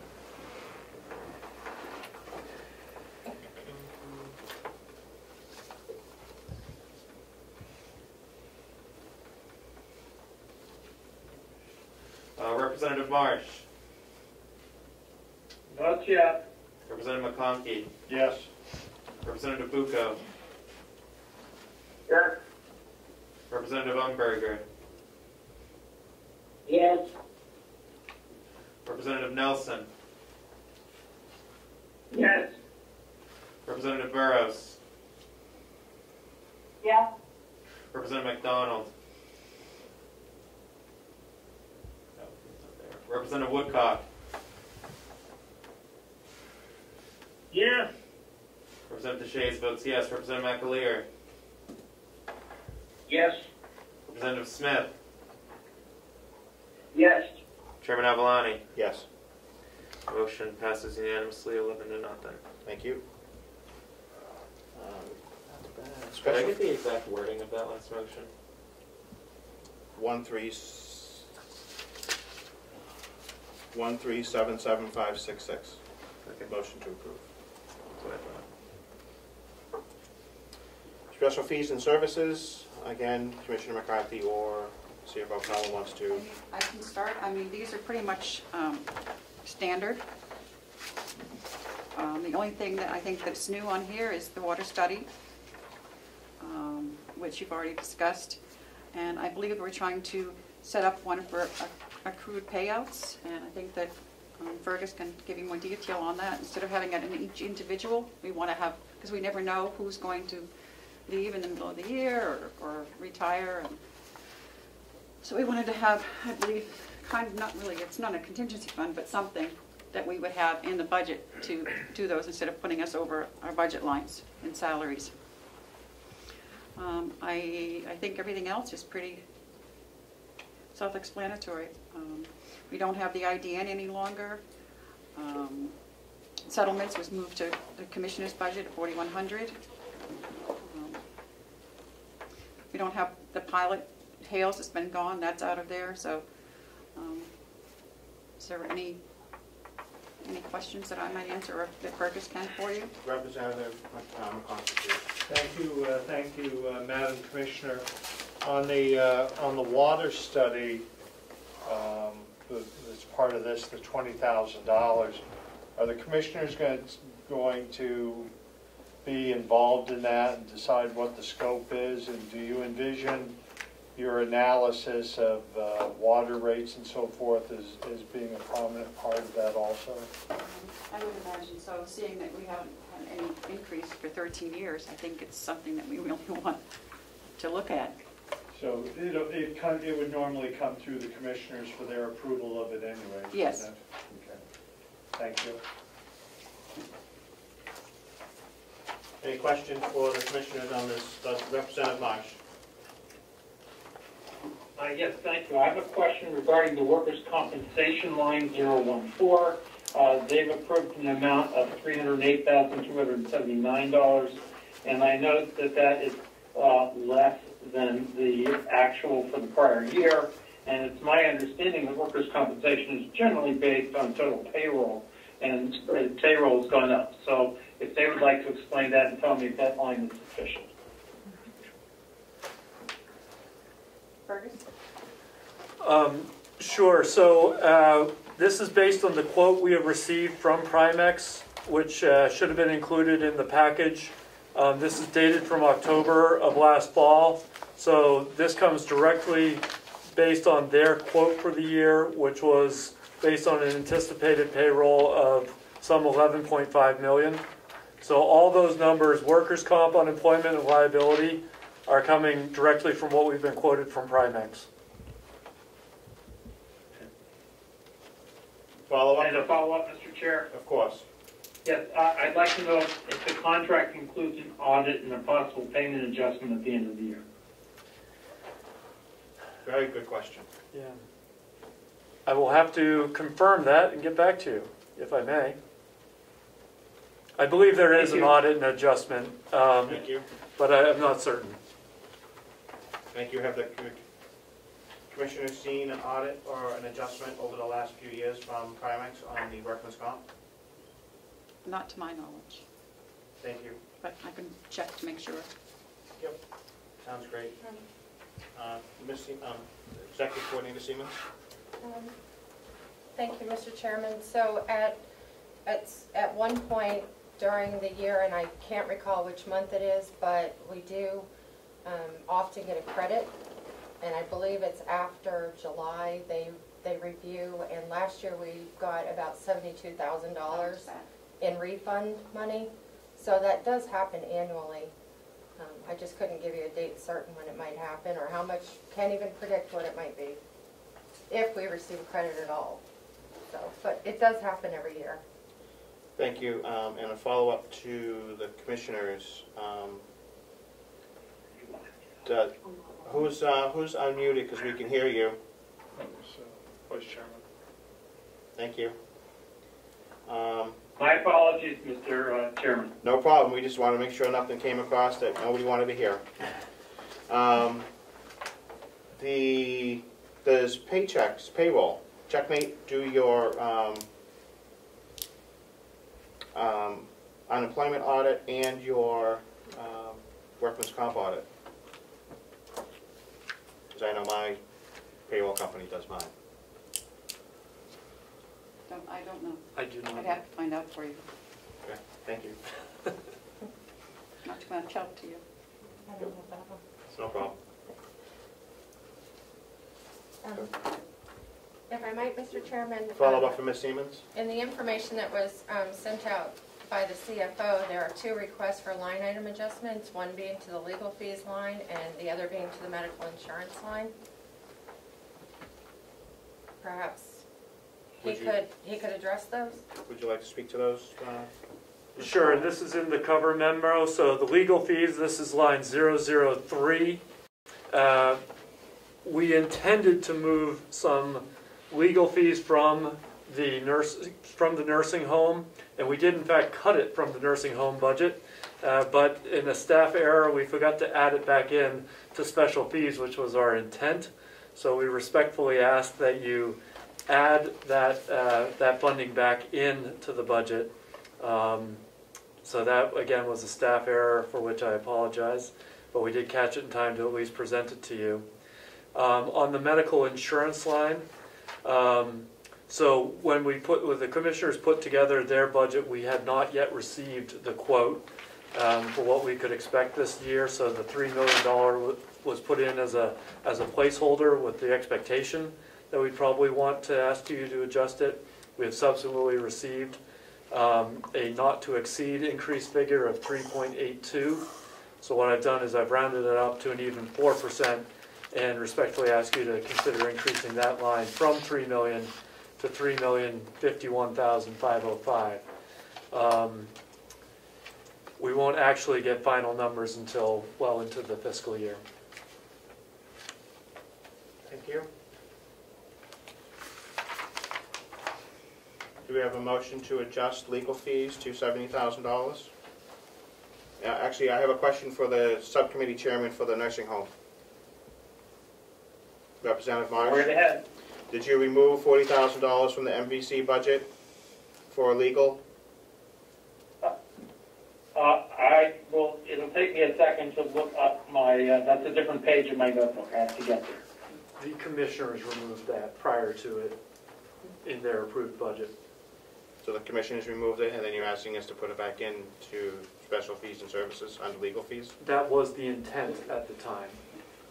Thank you. We did not add a line item to that effect back into the nursing home budget. Thank you.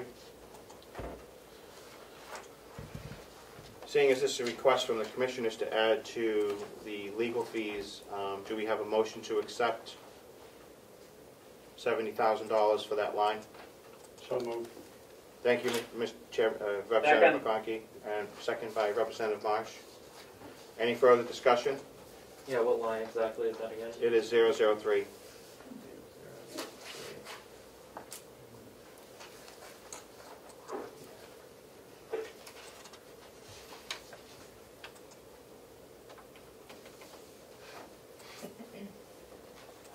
Any further discussion? Clerk can call the roll. Sorry, Ed. I'm sorry, who made the motion again? Representative McConkey, seconded by Representative Marsh.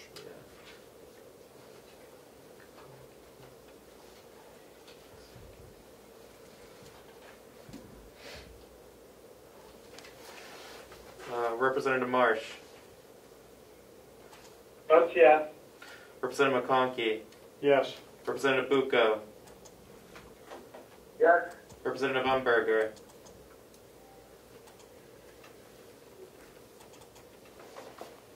Yes. Representative Nelson. Yes. Representative, he's not here. Representative Burrows. Yes. Representative McDonald. Representative Woodcock. Yes. Representative Shays votes yes. Representative McAleer. Yes. Representative Smith. Yes. Chairman Avalani. Yes. The motion passes unanimously, 11-0. Thank you. Do we have a motion to approve $3,051,505? So moved. Thank you, Representative McConkey. Do we have a second? Second. Thank you, Representative Marsh. Any discussion? Seeing none, clerk call the roll. Are you clear on the motion? What was the total amount again? 3,051,505. 3,051,505. It's for line 12. Yes, I do have a question. Representative. Is this for all, sorry. Representative Umberger, go right ahead. Yep, go right ahead. Yeah. Is this for all county employees or excluding the nursing home? All through the years, it's to make sure that we have a complete actual figure, and so we're not going back and forth, was to combine the medical insurance into one line for the complex.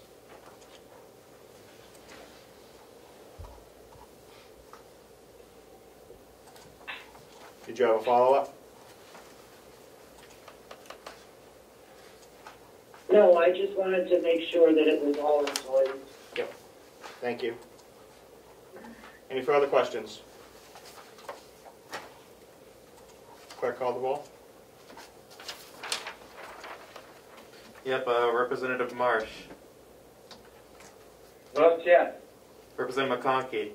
Yes. Representative Bucco. Yes. Representative Umberger. Yes. Representative Nelson. Yes. Representative Burrows. Yes. Representative Woodcock. Yes. Representative DeShays votes yes. Representative McAleer. Yes. Representative Smith. Yes. Representative Chairman Avalani. Yes. Thank you. Motion passes unanimously, 11-0. Okay, any further lines that need adjustment? Mr. Chairman, I just have one quick question. Go right ahead, Representative Smith. Line 93, property and liability insurance, has that ever been shopped around for different quotes from various companies, or has it been with the same company for many years? Who wants to take that one? I have no idea, to be honest with you. My guess is, Representative Smith, that Primex is the only municipal supplier at the county level, would be my guess, and I think that's the one they've been sticking with through the years, because I don't think there's that much competition out there for municipal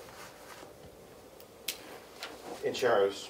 I know we just did velocity, we shopped around and with a couple of different companies. I don't know if it's different than the county, but there are other options available.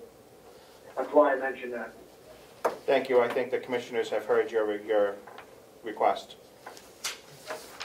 Okay, thank you. You're welcome. If I could, Mr. Chairman, I got a phone call just this morning from Cheap Rate Insurance Company, so maybe we can shop that too. Ooh, fantastic. That's one of those 888 numbers, right? Yeah, it was right after I won a lottery. You're going to win the lottery. You got a rich uncle in Saudi Arabia, right? They have auto warranties too, right? Yeah. Yeah, I know. Right next to those. All right.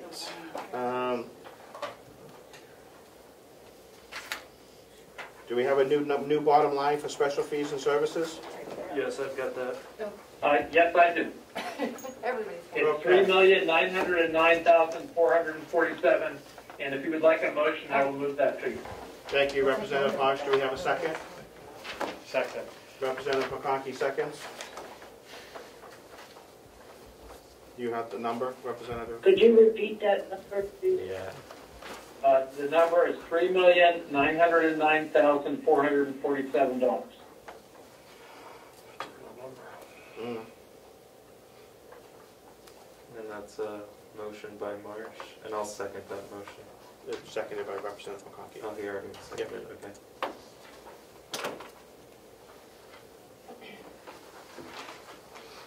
Aye.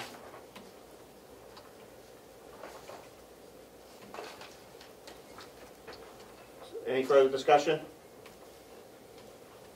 Clerk, call the roll, please. Representative Marsh? Votes yes. Representative McConkey? Yes. Representative Bucco? Yes. Representative Umberger? Yes. Representative Nelson? Yes. Representative Burrows? Yes. Representative McDonald? Still not back. Representative Woodcock? Yes. Representative DeShays votes yes. Representative McAleer? Yes. Representative Smith?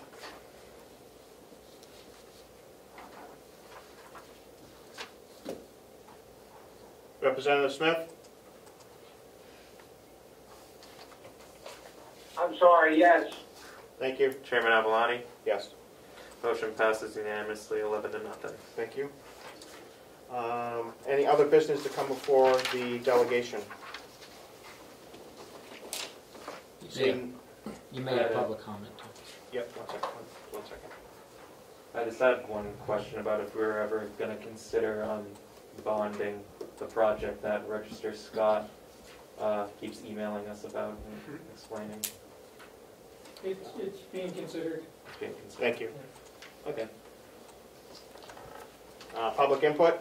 Mr. Chairman, the Conway Sun has their hand up. Mr. Conway Sun. So I'm guessing is Damon? Oh, hey, thanks, Representative Babalani. I don't know if this should wait for public input or not. I just didn't want you to miss me. Oh, no, go right ahead, dude. It's just public input. Okay. The other day, the commissioners had a meeting and the superintendent Batchelder talked about how he wasn't getting satisfactory answers about false positives at the jail. And we had talked about maybe either the commissioners or the delegation maybe poking into it. I was wondering if the commissioners and or members of the delegation were planning to kind of poke around with the state and ask them about it and see if they can get anywhere for the superintendent. Thank you. Thank you, Damon. Yes, we are talking about and putting a letter together. Hopefully the commissioners will all sign, and whoever would like to from the delegation to send it to the CDC. Thank you. Does that answer your question? Okay. Yeah, is that letter maybe at the next meeting, or the next commissioners meeting, something to talk about? Yes, it's something we can talk about at our next meeting. All right, thank you so much. You're welcome. Thank you, Damon. Thank you, Damon. Any further public input? Thank you. You're welcome. Seeing none, I'd like to thank everybody. This is another long day. We did make some good progress on the budget. I appreciate everybody's patience, whether they stayed or not. I know it's been a difficult day. I'm going to recess this meeting till Monday at 2 p.m., which we'll be taking up the nursing home budget, and the executive committee will meet after that to go over all of the transfers that have been requested from the commissioners. We've ran kind of late tonight, and I don't want to keep anybody any longer. If everybody's okay with that. Mr. Chair, did you say 10 p.m. on Monday? No. 2 p.m., Representative. Oh, 2 p.m. Thank the Lord. Okay, thank you. You're welcome. Mr. Chairman. Representative Umberger. Mr. Chairman, we added an audit update. Do you want to include that on Monday? We added audit update to the agenda. Yes, we did. We will take that up on Monday as well. Okay, thank you. You're welcome. So we will recess until Monday at 2 p.m. We will renotice the executive committee for Monday immediately following the delegation meeting. Thank you, everyone. Thank you. Nice work today. Thank you. Have a great weekend, all. You too. So, 29